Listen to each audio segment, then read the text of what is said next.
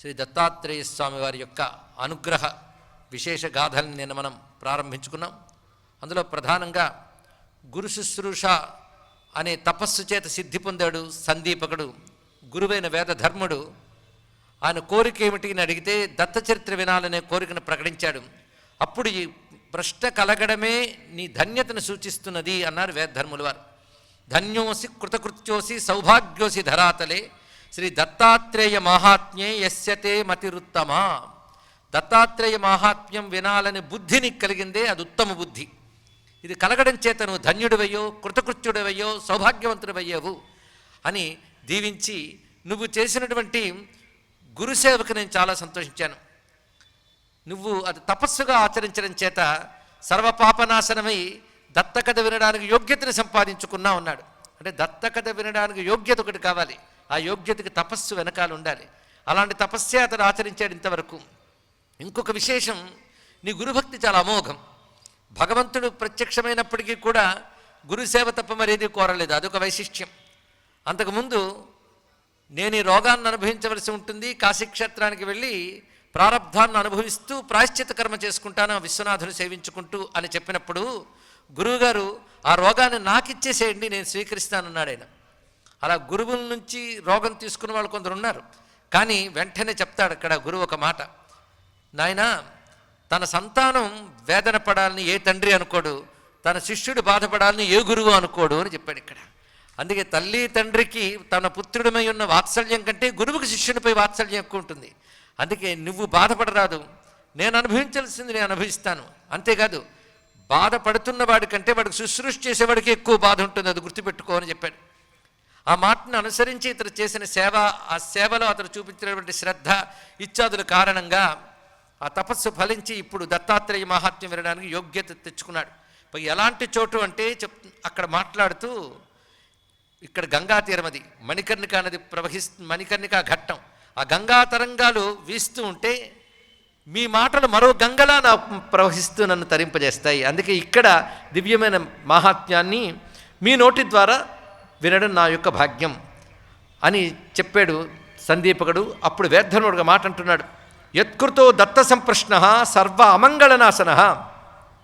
దత్త సంప్రశ్న అంటే దత్తుని గురించి చెప్పాలి అని కోరుకోవడం, చెప్పింది శ్రద్ధగా వినడం, ఇది సర్వ అమంగళాల్ని నశింపజేస్తుంది. ఇది మొత్తం దత్తాత్రేయ మహాత్మ్య శ్రవణ ఫలం అనుకోండి. సర్వ అమంగళనాశనమే దత్తాత్రేయ చరిత్ర వినడం. ఇది వింటున్న శ్రోతలకు, అది పారాయణ దృష్టితో శ్రద్ధగా వింటున్న వారికి, శ్రవణ దీక్షగా వినేవారికి మరీను. అలాంటి వారు ఇక్కడ చాలామంది ఉన్నారు. నిన్న మనం దత్తమంత్ర స్వీకారం చేసుకుని వింటున్నాం. అంటే ఇక్కడికి వచ్చినప్పుడు జపించడం కాదు, నిత్యానుష్ఠానంగా పెట్టుకోండి శ్రీ దత్త శరణం మమ. కనీసం 9 రోజులు విశేషించి చేసుకుంటూ ఇక్కడికి వచ్చినట్లయితే ఈ కథలో మర్మములు నేను చెప్పిన దానికంటే మీకు ఎక్కువగా అవగతమవుతాయి. ఎందుకంటే దత్తుడు ప్రకాశిస్తే కానీ ఈ కథ చెప్పలేము, వినలేము. అందుకే దత్తుని తనయందు ప్రకాశింపజేసుకున్న సూత పౌరాణికులు వారు ఆయన అనుగ్రహంతో చెప్తున్నారు. అంటే ఇది సామాన్యమైన కథాకాలక్షేపం కాదు, ఒక మహిమాన్వితమైన దివ్యగాథ. ఇక్కడ వేదధర్ముడు కూడా ఒక్కసారి నమస్కారం చేసుకున్నాడు స్వామివారికి. ప్రణమ్య పరమాత్మానం యోగివంజ పదాంబుజం ప్రారప్స్యే అపారమాహాత్మ్యం స్వశక్త్యా నతు సర్వతః. నేను పరమాత్ముడైనటువంటి, ఎటువంటి పరమాత్ముడు అంటే యోగివంజ పదాంబుజం, యోగులు నమస్కరించే పాదపద్మములు కలిగిన దత్తాత్రేయ స్వామి వారి యొక్క అపార మాహాత్మ్యాన్ని ఇప్పుడు ప్రారంభిస్తూ ఉన్నాను. నా శక్తితో నేను చెప్పలేను, నిజానికి ఆయన అనుగ్రహంతో మాత్రమే చెప్పగలమని అంత తపస్వి సిద్ధుడైనటువంటి వేదధర్ముడే చెప్పాడు. నమస్తే పుండరీకాక్ష దత్తాత్రేయ జగద్గురో అని నమస్కారం చేసుకుని, సిద్ధులు కూడా ఎవరి వలన సిద్ధిని పొందుతున్నారో అటువంటి స్వామికి నమస్కారం అంటూ మొట్టమొదట ఒక అష్టోత్తర శతనామాలను ఉపదేశించారు ఇక్కడ వేదధర్ముల వారు. అంటే కథ వినే ముందు దీక్షతో వినాలి అని దీన్ని బట్టి తెలుసుకోవాల్సినది. అంతేగాని ఆ సాయంత్రం కాలక్షేపాన్ని దృష్టితో కాకుండా ఈ 9 రోజులు నేను దత్త చరిత్ర వింటున్నాను అనే దీక్షతో వినాలి. అది ప్రాతకాలం మెలకువ వచ్చిన దగ్గర నుంచి ఈ దత్త స్పృహతో శ్రోత ఉండాలి, వక్త ఉండాలి. అదే దీక్షగా వినడం అంటే ఇక్కడ అలా ఉభయులు ఉండాలి. అంతేగాని సాయంకాలం వరకు ఏవో కాలక్షేపాలు చేసుకుని సాయంకాలం సమావేశమైతే ఇక్కడ పొందాల్సిన అంతా పొందలేమని చెప్పడం. అదే కానీ దత్త స్పృహతో మనం ఎక్కడికి వెళ్ళినా ఆ నామస్మరణ చేసుకుంటూ ఉంటే మునిపే చెప్పినట్లుగా చెప్పిన దాన్ని మించి దాని లోపల ఉన్న ఆంతర్యాలు భాషింపజేస్తాడు దత్తాత్రేయ ఆచార్యులు వారు. ఇక్కడ విశేషించి ఆ 108 నామాలు శ్రీ దత్తాయ నమః, దేవదత్తాయ నమః, బ్రహ్మదత్తాయ నమః, విష్ణుదత్తాయ నమః, శివదత్తాయ నమః, అత్రిదత్తాయ నమః, ఆత్రేయాయ నమః, అత్రివరదాయ నమః, అనసూయాయ నమః, అనసూయా సోనవే నమః, అవధూతాయ నమః, ధర్మాయ నమః, ధర్మపరాయణాయ నమః, ధర్మపతయే నమః, సిద్ధాయ నమః, సిద్ధిదాయ నమః, సిద్ధిపతయే నమః, సిద్ధిసేవితాయ నమః, గురవే నమః, గురుగమ్యాయ నమః, గురోర్గురుతరాయ నమః, గరిష్ఠాయ నమః, వరిష్ఠాయ నమః, మహిష్ఠాయ నమః, మహాత్మనే నమః, యోగాయ నమః, యోగగమ్యాయ నమః, యోగాదేశకరాయ నమః, యోగపతయే నమః, యోగీశాయ నమః, యోగాధీశాయ నమః, యోగపరాయణాయ నమః, యోగిధ్యేయాంఘ్రి పంకజాయ నమః, దిగంబరాయ నమః, దివ్యాంబరాయ నమః, పీతాంబరాయ నమః, శ్వేతాంబరాయ నమః, చిత్రాంబరాయ నమః, బాలాయ నమః, బాలవీర్యాయ నమః, కుమారాయ నమః, కిశోరాయ నమః,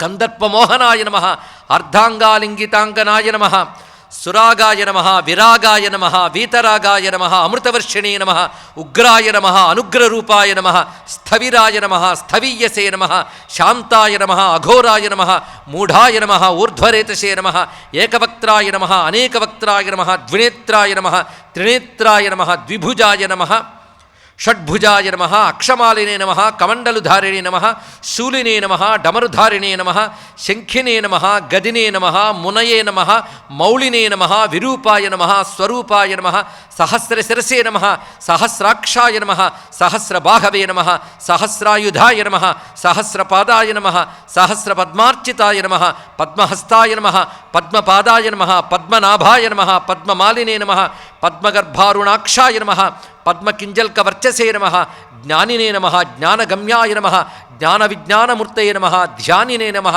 ధ్యాననిష్ఠాయ నమః, ధ్యానస్థిమితమూర్తయే నమః, ధూళిధూసరితాంగాయ నమః, చందనలిప్తమూర్తయే నమః, భస్మోద్ధూళితదేహాయ నమః, దివ్యగంధానులేపినే నమః, ప్రసన్నాయ నమః, ప్రమత్తాయ నమః, ప్రకృష్టార్థప్రదాయ నమః, అష్టైశ్వర్యప్రదానాయ నమః, వరదాయ నమః, వరీయసే నమః, బ్రహ్మణే నమః, బ్రహ్మరూపాయ నమః, విష్ణవే నమః, విశ్వరూపిణే నమః, శంకరాయ నమః, ఆత్మనే నమః, అంతరాత్మనే నమః, పరమాత్మనే నమః, శ్రీ దత్తాత్రేయాయ నమో నమః, అనఘాయై నమః, అనఘాయ నమః, అనఘానఘాభ్యాం నమః.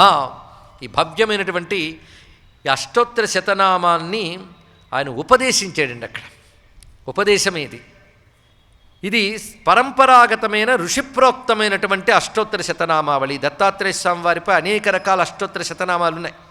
పైగా ఈ దత్తమాహాత్మ్య గ్రంథమంతా కూడా ఉపాసకులకు ఒక అమృత కలశమే, భక్తులకు కూడా అటువంటిదే.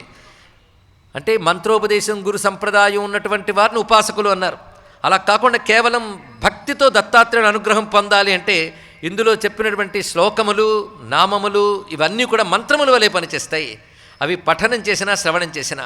అందున ఇక్కడ సంపూర్ణమైనటువంటి కళలతో విశ్వరూపుడి దత్తాత్రేయుడు ఇక్కడ ఉన్నాడు అనే స్పృహతో ఈ రోజున అష్టోత్తర శతనామావళి అర్చన ప్రారంభంలో మనం చేసుకున్నాం. వేదధర్ముడు ఇది ఉపదేశించాడు సందీపకునికి అంటూ ఆయన యొక్క విశేషాలను చెప్తున్నాడు. నాయన, ఈ దివ్యమైన నామములు దివ్య దృష్టితో నేను దర్శించి నీకు ఇప్పుడు తెలియజేస్తున్నాను. దత్తాత్రేయుడు ఒక చోట మహాత్యాగిలా కనబడతాడు, మరొక చోట భోగివలే కనబడతాడు, ఇంకో చోట యోగిలా గోచరిస్తాడు, మరొక చోట ఎక్కువ సంపర్కాలు సంగము కలిగినట్టుంటాడు, మరొక చోట ఏ సంగము లేని వాళ్ళలా కనబడుతుంటాడు, ఒక చోట మహామదంతో ఉన్నట్టుంటాడు. మదము అంటే ఆనంద పారవశ్యం, మైమరపు, ఆ స్థితిలో ఉంటాడు. నగ్నుడే కనిపిస్తాడు, ఒకసారి పిశాచ వేషంలా గోచరిస్తాడు, అంటే చూడ్డానికి జుగుప్స కలిగించేటువంటి వేషంలో గోచరిస్తాడు. ఒక చోట తుష్టిగా పుష్టిగా కనిపిస్తాడు, మరొక చోట కృషించినట్లు కనబడవచ్చు. అంటే ఇదమిత్తమని రూపం లేదు, ఏ రూపంతోనైనా గోచరిస్తాడు. ఆయన్ని పోల్చుకోవడం కూడా మహా కష్టమే సుమా. పోల్చుకోవాలంటే ఒక అదృష్టం ఉండాలి. అసలు దత్తుడు అనగానే ఒక ఆసక్తి కలగడానికి ఒక అదృష్టం ఉండాలి. అందుకే దత్తునిపై ఆసక్తి కలగడం అంత తేలిక కాదు. ఒకవేళ దత్తునిపై ఆసక్తి కలిగిందా ఇంకా వాడు చివరి జన్మయే అని చెప్తున్నాడు వేదధర్ముడు. క్వచిత్ దండి, క్వచిత్ ముండి, సిఖి సూత్రి జటి క్వచిత్ అని ఏ రూపంలోనైనా గోచరిస్తాడు. ఒకసారి దండధారి అయినటువంటి సన్యాసి వలె గోచరించవచ్చు, మరొకసారి ముండనం చేసుకున్న వాడిలాగా, ఇంకోసారి జటాధారిలాగా, ఇంకోసారి శుద్ధమైన శ్రోత్రియుల్లా సూత్రము యజ్ఞసూత్రము ధరించినటువంటి యాజ్ఞికుని వలె గోచరిస్తాడు. విద్వాంసుల్లా ఒక చోట కనబడతాడు, ఉన్మత్తుల్లా గోచరిస్తాడు, భిక్షాటనం చేసుకున్నట్టు గోచరిస్తాడు. నిత్యం గంగాంబసి స్నానం భిక్షాచ కమలాలయే మాతులింగపురే నిద్ర స్మృత సన్నిధికృత్ సదా. నిత్యం గంగలో స్నానం చేస్తాడు, కొల్హాపురంలో భిక్షాటనం చేస్తాడు, మాతులింగపురంలో నిద్రిస్తారు. భక్త రక్షాక్షణో దేవ, ఎల్లవేళలా భక్తులను రక్షించడమే కర్తవ్యంగా ఉంటాడు. స్మృత సేవా స్వవేశ్మని, ఆయన స్మరిస్తే చాలు ఆయన అనుగ్రహిస్తాడు. ఎవరు స్మరించారో వారు హృదయం తన నివాసంగా చేసుకుంటారట. స్మృత సేవా స్వవేశ్మని, గొప్ప మాట చెప్పారు ఇక్కడ. అదేవిధంగా మనం తినేది ఒక్కసారి ఆ నివేదన చేస్తే అదే ఆయనకి మహానైవేద్యం, దానిని ఆయన స్వీకరిస్తాడు. అలాగ తినేటప్పుడు దత్తస్మరణ చేసుకుని తింటే మహాదానం చేసిన ఫలం లభిస్తుంది. ఇంద్రాదులకు కూడా దుర్లభమైన ఐశ్వర్యం లభిస్తుంది. అంతేకాదు దత్తుడు రక్షణ లేని స్థలాల్లో ఒక్కసారి స్మరిస్తే చాలు రక్షణనిస్తాడు. ఇది దత్తుని యొక్క మహిమ అంత విశేషమండి. ప్రధానంగా బ్రహ్మజ్ఞాన ప్రదాత అయినప్పటికీ కూడాను అధికార భేదాన్ని అనుసరించి, భక్తుల యొక్క స్థాయి భేదాలను అనుసరించి ఐహిక ఫలాలు ఇస్తాడు, పారమార్థిక ఫలాన్ని ప్రసాదిస్తాడు. అందుకే సంపూర్ణమైన భగవత్ స్వరూపం ఆయన. అందుకే రాజవేశ్మని కాంతారే దుర్గాదిషు, రాజద్వారాల యందు అదేవిధంగా అడవుల్లోనూ దుర్గమైన ప్రాంతాల్లో ఉన్నప్పుడు దత్తు నామాలు స్మరిస్తే చాలు. ఇప్పుడు చెప్పిన ఈ నామాలని స్మరిస్తూ ఆయా అవయవాలను తాకితే ఆ అవయవాల్లో ఉన్న రోగములు కూడా పోతాయి. అంత మహిమాన్వితమైన నామములివి. కాళ్ళు చేతులు కడుక్కొని ఆచమనం చేసి వీటిని దత్తధ్యానపూర్వకంగా పఠించాలి అంటూ ఒక మంత్రదీక్షలాగా ఈ దివ్యమైన నామాలను ఉపదేశించాడు. అంతేకాదు ఇది చదివే ముందు జపించవలసిన లేదా ధ్యానించవలసినటువంటి శ్లోకాన్ని కూడా తెలియజేస్తున్నారు.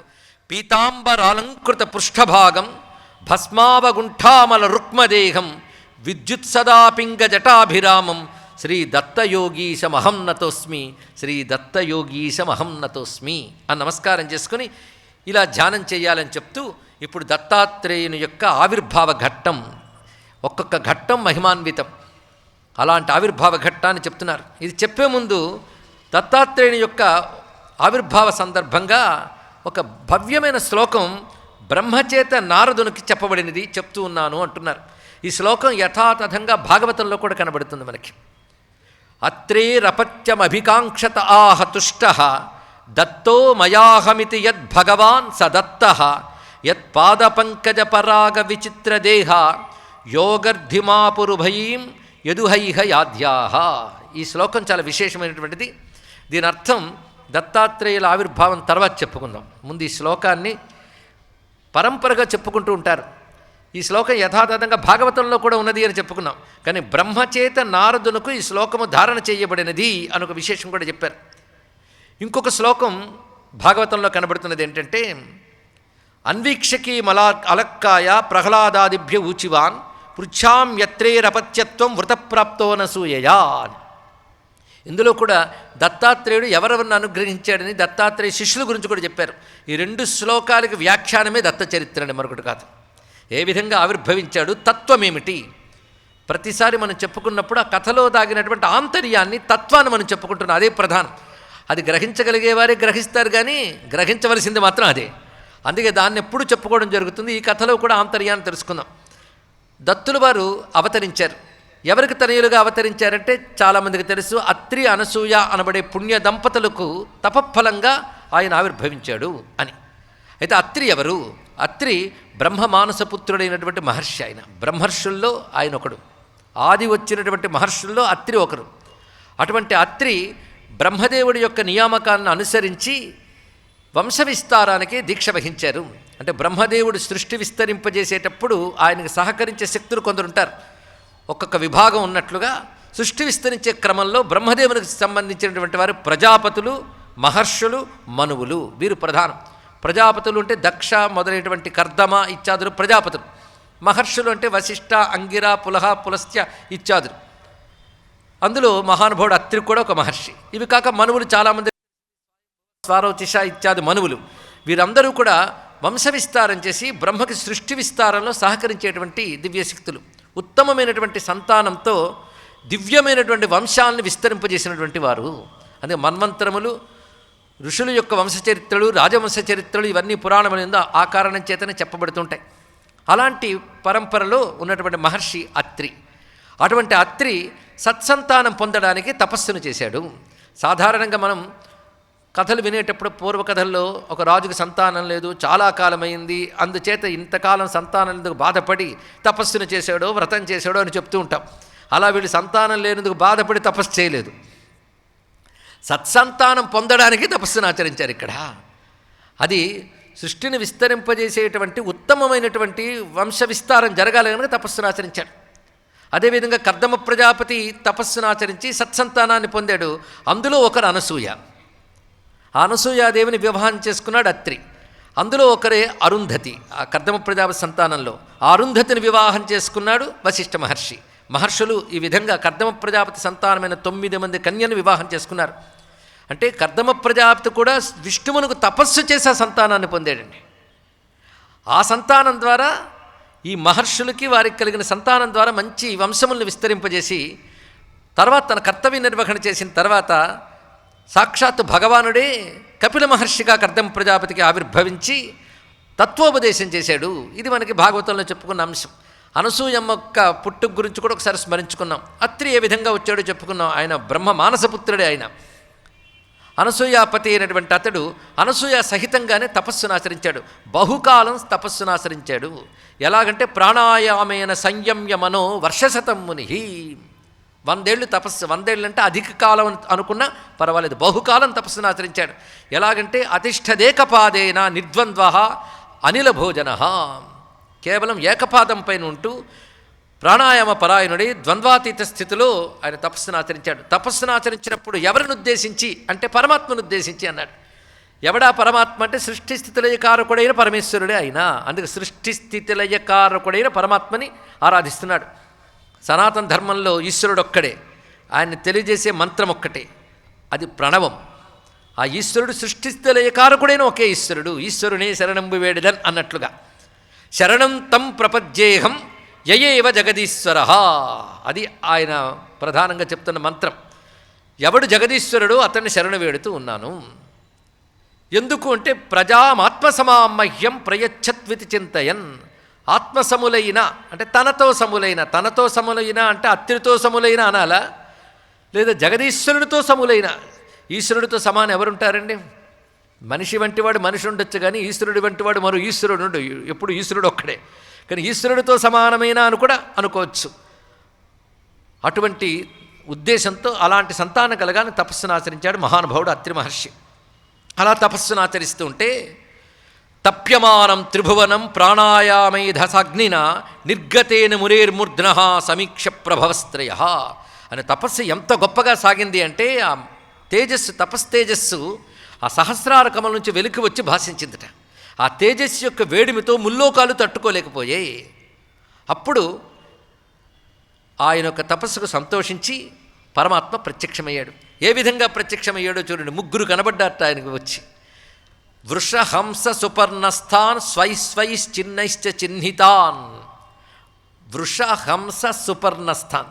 వృషభవాహనంపై ఒకరు, హంసవాహనంపై ఒకరు, గరుడ వాహనంపై ఒకరు వారి వారి చిహ్నములు ధరించి కనబడ్డారు. వారి వారి చిహ్నములు అంటే బ్రహ్మదేవుడు కమండలువు అక్షమాల ఇత్యాదులతోనూ, అదేవిధంగా విష్ణువు శంఖచక్ర గదాపద్మధారి, శివుడు శూలాధ్యాయుధ సంపన్నుడై గోచరించారు. వారు చిరునవ్వు నవ్వుతూ ప్రశాంతంగా చూశారు 3 కూడా. అప్పుడు వెంటనే వారు వచ్చినటువంటి ఆ నాదధ్వని కళ్ళు తెరిచి ఆ తేజస్సు ఒక్కసారి భరించలేక కాసేపు కళ్ళు మూసుకుని నెమ్మదిగా మళ్ళీ కళ్ళు తెరిచేట అత్రి. అంటే సాక్షాత్కారం ఎలా జరుగుతుంది అనేది ఇక్కడ చూడాలి. ముందుగా తేజస్సు కంటితో చూడలేక మళ్ళీ కళ్ళు మూసుకుని నెమ్మదిగా ఆ తేజస్సుకి కనులు అలవాటయ్యే వరకు ఉండి అప్పుడు చూసేటప్పటికల్లా 3 మూర్తులు గోచరించగానే గొప్ప ప్రశ్న వేశాడు. విశ్వోద్భవ స్థితి లయలు చేసేటువంటి మీ 3కి నమస్కారము. నేను ఇప్పుడు ఎవరిని ప్రార్థిస్తున్నానో వారు మీ 3లో ఎవరు అని అడిగాడండి. ఈ ప్రశ్న చాలా గొప్ప ప్రశ్న, ఇది తెలుసుకోవాల్సింది. తే బ్రహ్మ విష్ణు గిరిశా ప్రణతోస్మ్యహం వహ తేభ్య కయేక భవతాం మా ఇహోపహూత. ఇది ప్రశ్న. అంటే నేను జగదీశ్వరుడిని ఎవరినైతే ఆరాధిస్తున్నానో అతడు మీ 3లో ఎవరు? మనకి ఈ ప్రశ్న ఉంటుంది, బ్రహ్మ విష్ణు మహేశ్వరులు ఎవరు గొప్పవారనేది. ఇక్కడ సమాధానం దొరుకుతుంది. ఇక్కడ అద్భుతమైన స్తోత్రం కూడా చేస్తాడు వారిని ఉద్దేశించి. అప్పుడు 3 చిరునవ్వు నవ్వు ఒకటే మాట అన్నారు. నువ్వు ఎవరినైతే ఉద్దేశించి తపస్సు చేసావో అతడే మేము ముగ్గురం అన్నారు. దీన్ని బట్టి తెలుసుకోవాల్సింది ముగ్గురు ఒక్కరే అని. అంటే ఒకడే ముగ్గురు అయ్యారు. ఆ మాటకు వస్తే ఒకడే ముగ్గురు అయ్యారు అనే విషయం మన ఉపనిషత్ సిద్ధాంతం అండి. ఇది తెలుసుకుంటే భారతీయులు అనేకాన్ని ఆరాధించడం కాదు, ఏకత్వాన్ని ఆరాధిస్తున్నాడు. అనేకంలో ఏకాన్ని చూడడం జ్ఞానం, అదేవిధంగా ఏకంలో అనేకాన్ని దర్శించడం విజ్ఞానం అని ఒక నిర్వచనం చెప్పారు. ఇది కూడా శాస్త్రంలో మరొక నిర్వచనం, రెండూ గొప్పదే. ఈ రెండు తెలుసుకోవాల్సిందే. కానీ అనేక దేవతలు నమస్కరిస్తున్నా ఒకే పరమేశ్వరుని యొక్క శక్తిని స్పృహ ఉంటే మన ఏకేశ్వర ఉపాసకులమే. ఆ ఏకేశ్వరుడే మనల్ని అనుగ్రహించడానికి అనేక దేవతలుగా వచ్చాడు కనుక సర్వదేవ నమస్కారము చేసుకుంటాం మనం. ఇది తెలుసుకోగలిగితే సనాతన ధర్మంలో సర్వదేవతారాధన అంటే ఏమిటో తెలుస్తున్నది. ఇక్కడ ఒకే పరమేశ్వరుడు. అదే నిన్నటి రోజున మనం నైమిషయ్య మహర్షులకి స్వామి దర్శింపజేసినటువంటి బహురూపముల యొక్క మర్మము కూడా అదే. ఇక్కడ ఆ విషయాన్ని అంత చక్కగా చెప్పాడు. నువ్వు ఎవరిని ఉద్దేశించి తపస్సును ఆచరిస్తున్నావో అదే మేము ముగ్గురుమును అన్నారు. ఇక్కడ మూడు అంటే 3 అక్షరాలు విడదీయండి. అకారు ఉకార మకారాలు కలపండి, ఓంకారమే అంతే. విడదీస్తే 3 అక్షరాలు కలిపితే ఒకే అక్షరం. ఏ ఒక్క అక్షరం ఉందో అదే 3గా కనబడుతుంది. ఏ 3 ఉన్నాయో అదే ఒకటయ్యింది. కనుక బ్రహ్మం అంటే ఒకటే. ఏమిటయ్యా అంటే యతోవా యమాని భూతాని జాయంతే ఏన జాతాని జీవంతి యత్ ప్రయత్యభిసంవిశంతి. ఇది ఉపనిషత్తు ఇచ్చిన నిర్వచనం.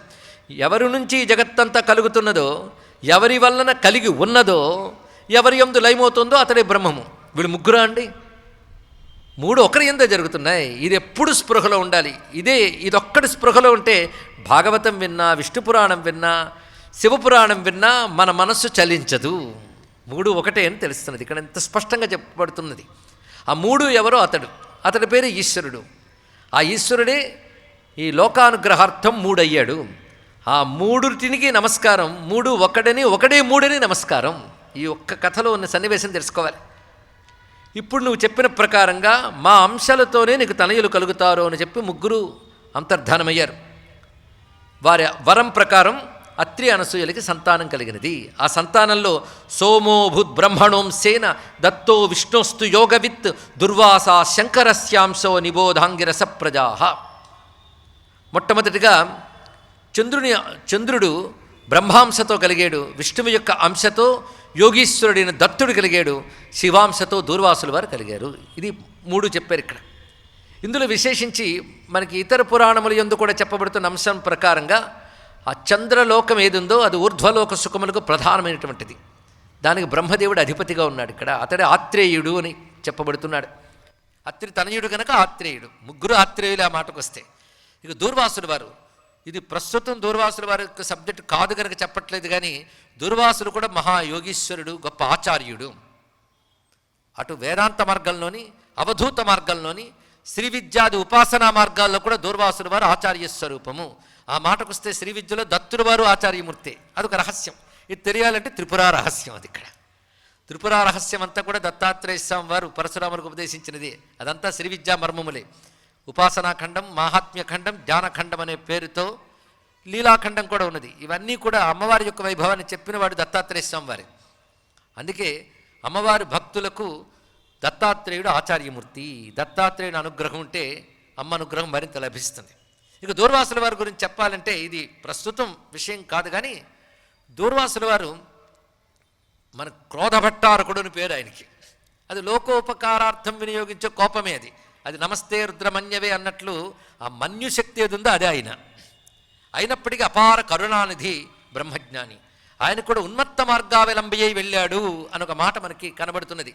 అంటే అవధూత మార్గావలంబి. అందుకే ఆయన కూడా గోచరించే విధానాలు అనేక రకాలుగా ఉంటాయి. దూర్వాసుడు కథ భాగవతంలో ప్రధానమే, రామాయణంలో కూడా ప్రధానంగా మనకు కనబడుతూ ఉంటుంది.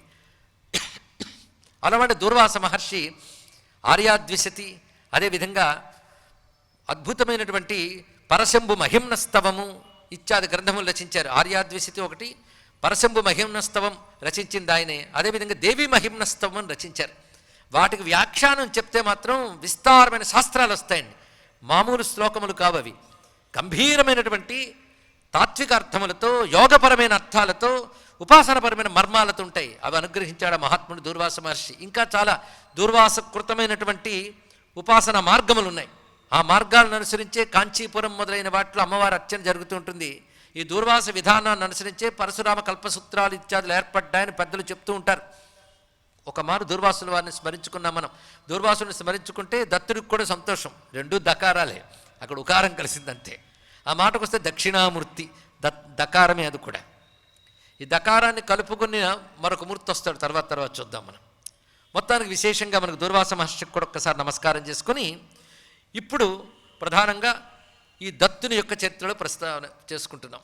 ఈ దత్తుడు ముగ్గురులో ఒక్కడైనప్పటికీ ముగ్గురు కూడా ఎవరికి వారు ముగ్గురు ఒక్కరే, అది తెలుసుకోవాల్సింది. దూర్వాసుడు కూడా త్రిమూర్త్యాత్మకుడే. ఎందుకంటే ముగ్గురులో మూడు ఒకటే అయినప్పుడు ఏ ఒక్కడైనా మూడు కాగలడు, ఇదొక రహస్యం. కానీ గురుర్బ్రహ్మ గురుర్విష్ణుర్ గురుర్దేవో మహేశ్వర గురు సాక్షాత్ పరం బ్రహ్మ తస్మై శ్రీ గురవే నమః. ఈ శ్లోకం తెలియని వాళ్ళు ఎవరైనా ఉన్నారండి ఇక్కడ?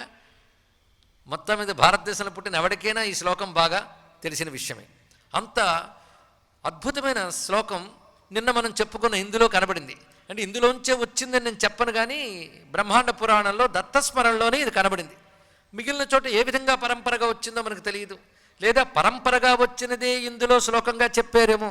ఏదేమైనప్పటికి కూడా ఇది దత్తుని గురించి చెప్పే సందర్భంలో గురుమహిమ చెప్తూ చెప్పారు కనుక ఖచ్చితంగా ఈ శ్లోకం దత్తుల వారికి సంబంధించింది అనిపిస్తుందండి. అవునో లేదో మీరు ఆలోచించినా తెలిసిపోతుంది. దత్తాత్రేయుల వారు ప్రధానంగా విష్ణు స్వరూపులైనప్పటికీ త్రిమూర్త్యాత్మకంగానే గోచరించాడు. ఆ మాటకు వస్తే నారాయణుడు త్రిమూర్త్యాత్మకుడేగా. నారాయణాద్ బ్రహ్మాజాయతే నారాయణాద్ రుద్రోజాయతే అంటూ మనం నారాయణ సూక్తంలో కూడా చెప్పుకుంటున్నాం. అందుకు బ్రహ్మ విష్ణు శివాత్మకమైనటువంటి నారాయణ బ్రహ్మమే దత్తాత్రేయ స్వామి వారు. అందుకే దత్తాత్రేయ చరిత్ర అంటే వాసుదేవ కథ అని చెప్పారు ఇక్కడ. ఇందులో ప్రధాన గ్రంథం అంతా కూడా వాసుదేవ ప్రధాన గ్రంథము అని ప్రారంభించారు కదా సూత పౌరాణికులు. ఆ వాసుదేవుడే దత్తాత్రేయ స్వామి వారు. నిన్న చెప్పిన మాట మనం గుర్తుపెట్టుకోవాలి. దత్తాత్రేయులు అంటే ప్రతి వారికి గుర్తొచ్చే రూపమే 3 ముఖాలతో 6 చేతులతున్నది.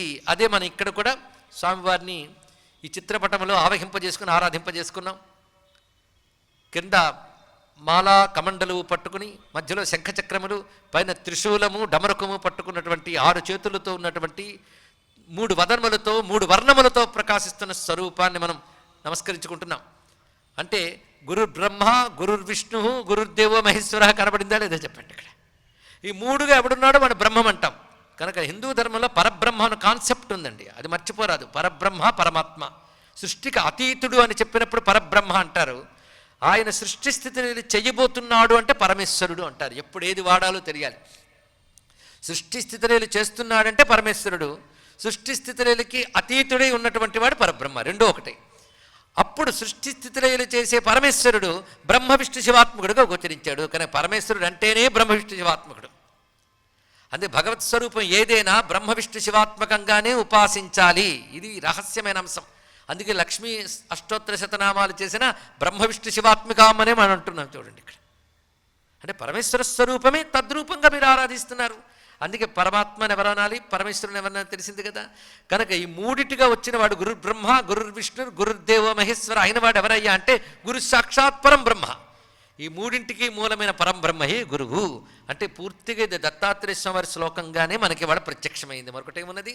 అందుకే తస్మై శ్రీ గురవే నమః. తస్మై శ్రీ గురవే నమః అనే మాట కూడా సామాన్యమైంది కాదు. తత్ అని శబ్దం ఉంది. ఆ తచ్చబ్దం ఏదైతుందో దాని పుంలింగంలో సహ అంటారు, స్త్రీలింగంలో సా అంటారు. ఆ తచ్చబ్దం యొక్క చతుర్థి విభక్తి తస్మై. చితిస్ తత్పద లక్ష్యార్థ అంటున్నాం కదా. గాయత్రి మంత్రంలో ప్రథమాక్షరం తత్. తత్ అంటే అనిర్వాచ్యమైన బ్రహ్మము అని అర్థం.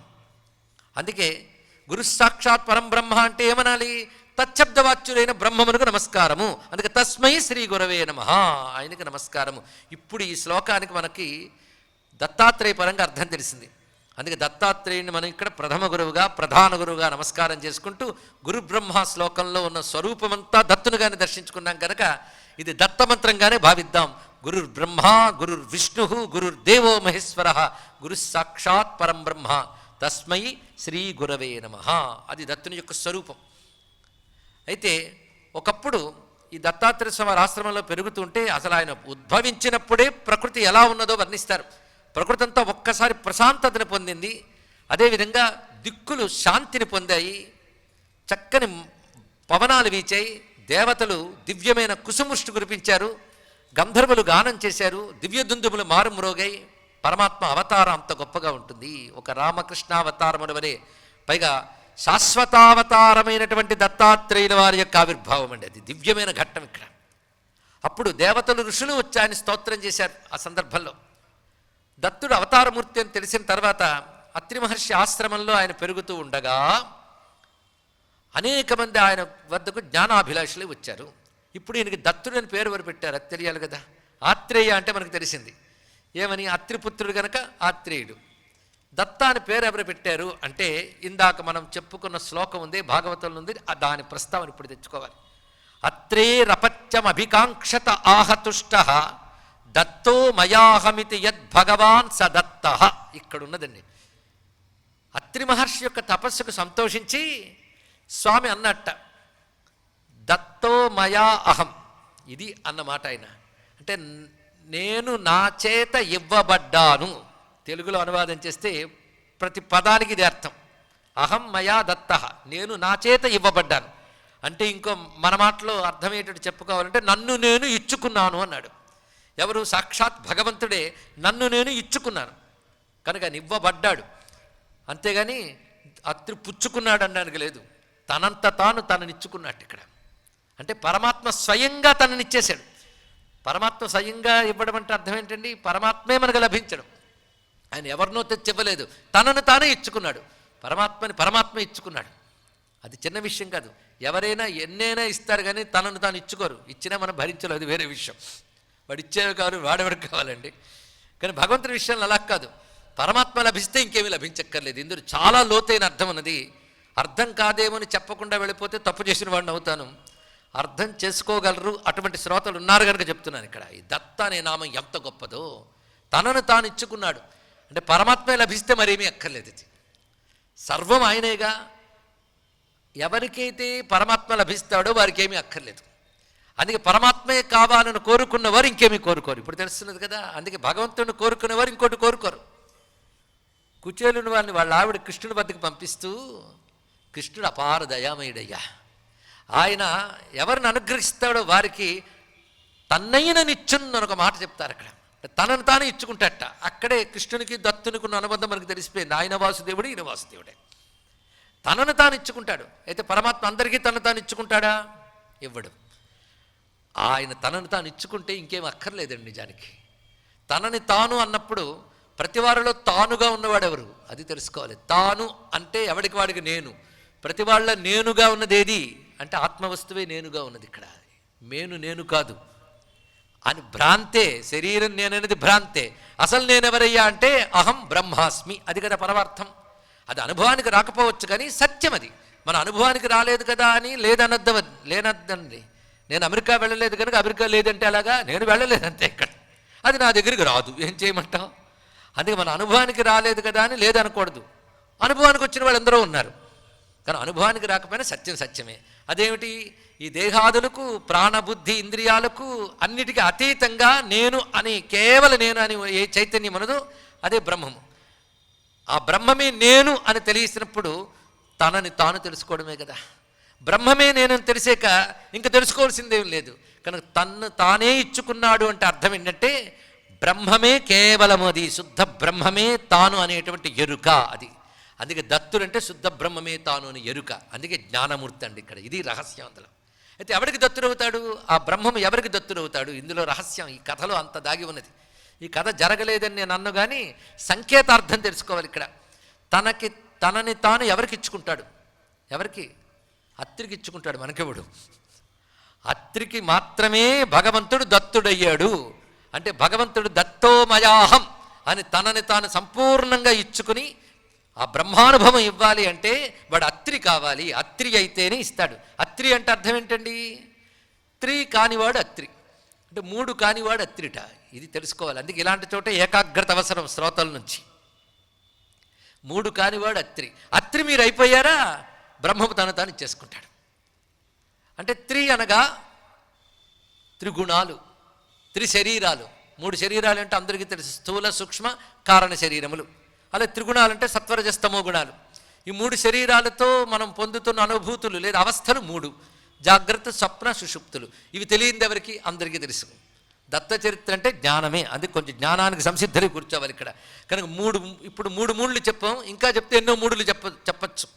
ఇక్కడే లలితమ్మ గురించి మనం చెప్పుకున్నప్పుడు ఎన్ని మూడులు చెప్పుకున్నామో మీకు తెలుసు. ఆవిడ పేరే త్రిపుర సుందరి. సరే, మొత్తానికి త్రి అనే మాటకి ఇక్కడ 3 అర్థాలు చెప్పుకున్నాం. 3 శరీరాలు, 3 అవస్థలు, 3 గుణాలు. ఇవి ఎవరికి లేవు, అందరికీ ఉన్నాయి. అందరికి ఉండడమే కాదు, ఈ మూడింటితో మనం మమైకమైపోయాం. ఈ 3 శరీరాలు నేను నేను నేను అనుకుంటాం. కొంతకాలానికి కర్మ కొద్దీ ఒక శరీరం పోతుంది, కానీ త్రిగుణాత్మకమైన మాయ వదలదు. సూక్ష్మకారణ శరీరాలతో మళ్ళీ స్థూల శరీరం పొంది పుడుతూనే ఉన్నాం. కానీ 3 శరీరాల బంధం మనకి ఎప్పుడు వదలలేదు. 3 శరీరాలతో పొందే 3 అవస్థలు వదలలేదు. జాగ్రత్త స్వప్న సుషుప్తులు వదలవు, అదేవిధంగా 3 శరీరాలు వదలవు, 3 గుణాలు వదలవు. ఎప్పుడు మొదలైందో తెలియదు, కానీ ఎప్పుడు పూర్తవుతుందో తెలియట్లేదు. కానీ ముక్తితో పూర్తవుతాయి 3. ముక్తి పొందే వరకు ఉంటాయి, కానీ ఎప్పుడు మొదలైందో వెతకద్దు, ఎప్పుడు పూర్తవుతుందో సాధన చేసుకోవాలి ఇక్కడ. కానీ ఈ మూడింటితో ముడిపోయిన వాడిని జీవుడు అంటారు. వాడికి బ్రహ్మతత్వ అనుభవానికి లేదు, జీవభావమే ఉంది తప్ప బ్రహ్మభావం రావట్లేదు. ఎందుకంటే మూడింటితోనే ఉన్నాడు. 3 దాటిపోవాలండి. 3 దాటాలంటే 3 అవస్థలు దాటిపోవాలి. 3 అవస్థలు దాటిపోవడాన్ని మీరు ఊహించగలరా? అసలు ఆలోచించగలరా? అంచనా వేయగలరా? 3 అవస్థలను మించిన ఒక అవస్థ ఉంటుందని తెలుసుకోగలమా? తెలిస్తే జాగ్రత్త అవస్థ, లేదా స్వప్నావస్థ, లేదా గాఢ నిద్ర. ఇప్పుడు గట్టిగా ఆలోచిస్తే జాగ్రత్త అవస్థ పోయి మిగిలిన 2 అవస్థలు వచ్చే ప్రమాదం కూడా ఉంది, అవునా లేదా? ఎందుకంటే జ్ఞానం గురించి ఆలోచించమంటే బ్రెయిన్ స్ట్రైనే నిద్ర వస్తుంది, మరొకటి కాదు. అందుకే చాలామంది పురాణాలు ఎందుకు నిద్రపోతారంటే ఖచ్చితంగా పురాణవేత్త జ్ఞానం చెప్తున్నాడు, కథలు చెప్పకుండా. అందుకే మనం నిద్రపోతూ ఉంటాం, మరొకటి కాదు. కానీ మఠం వేసి కూర్చునేది జ్ఞానం కోసమే. అందులో దత్తగురువు అక్కడ కూర్చున్నాక జ్ఞానం కాక ఇంకేమిటి ఆశిస్తామండి? కాలక్షేపాల పిట్ట కదలా, అక్కడ జ్ఞానమే అందాలి కనుక అందుకుందాం. 3 అవస్థలు అందరికీ అందుతున్నాయి. 3 అవస్థలకు అతీతమైన అవస్థ పేరేమిటి? అసలు దాన్ని అవస్థ అంటారండి? సర్వావస్థ వివర్జిత అనాలి. మొదటి 3 అందరికీ తెలుసు, జాగ్రత్త స్వప్న సుషుప్తులు. 4వ అవస్థకి పేరు సమాధి, సమాధ్యవస్థ. అక్కడ అనుభవం ఉంటుంది. అనుభవం ఇది అని చెప్పలేము. ఆ అనుభవంలో ఏ అనుభవం ఉంటుందంటే కేవలం బ్రహ్మానుభవం ఉంటుందండి. అది స్థూల సూక్ష్మ కారణ శరీరాలతో జాగ్రత్త స్వప్న సుషుప్తులతో త్రిగుణాలతో ఉన్నంతకాలం బ్రహ్మానుభవం లేదా అంటే బ్రహ్మానుభవం తెలియబడదు. బ్రహ్మానుభవం ఎప్పుడు ఉంటుంది? బ్రహ్మము లేకపోతే అనుభవమే లేదు, తెలుసుకోండి. ఇక్కడ ఒక వస్తువును చూసి ఆనందించావంటే లోపల చైతన్యం ఉందా లేదా? నువ్వు తెలుసుకోలేదంతే. కనుక భగవంతుడితో మనది ఎప్పుడు నిత్య సంబంధమే. ఒకప్పుడుండి ఒకప్పుడు లేదు కదా. పొద్దున్న గంటసేపు దేవుడితో జపం, మిగిలిందంతా లేదనుకోవద్దు. భగవంతుడిని శరీరాన్ని వదిలితే నువ్వు లేవు, ఉన్నది ఆయనే. అందుకే ఎప్పుడు ఆయన ఉంటాడు. కానీ 3 అవస్థల్లో తెలియబడ్డు, 4వ అవస్థలో తెలియబడతాడు. 3 అవస్థల్లో ప్రపంచంతో పరమాత్మ, 4వ అవస్థల్లో ప్రపంచాతీతం పరమాత్మ.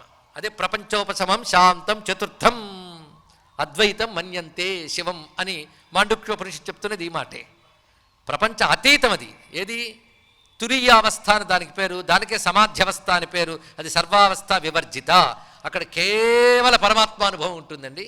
ఇక్కడ ప్రపంచంతో కలిసిపోవడం వల్ల ప్రపంచానుభవమే తెలుస్తుంటుంది, కానీ పరమాత్మ తెలియబడ్డం. ఎవరో కొందరు తెలివైన ప్రశ్న వేసుకుంటారు, ప్రపంచం తెలుస్తోందంటే తెలియజేసే ఒక శక్తి ఉంది, అదేమిటో ఆలోచిస్తారు.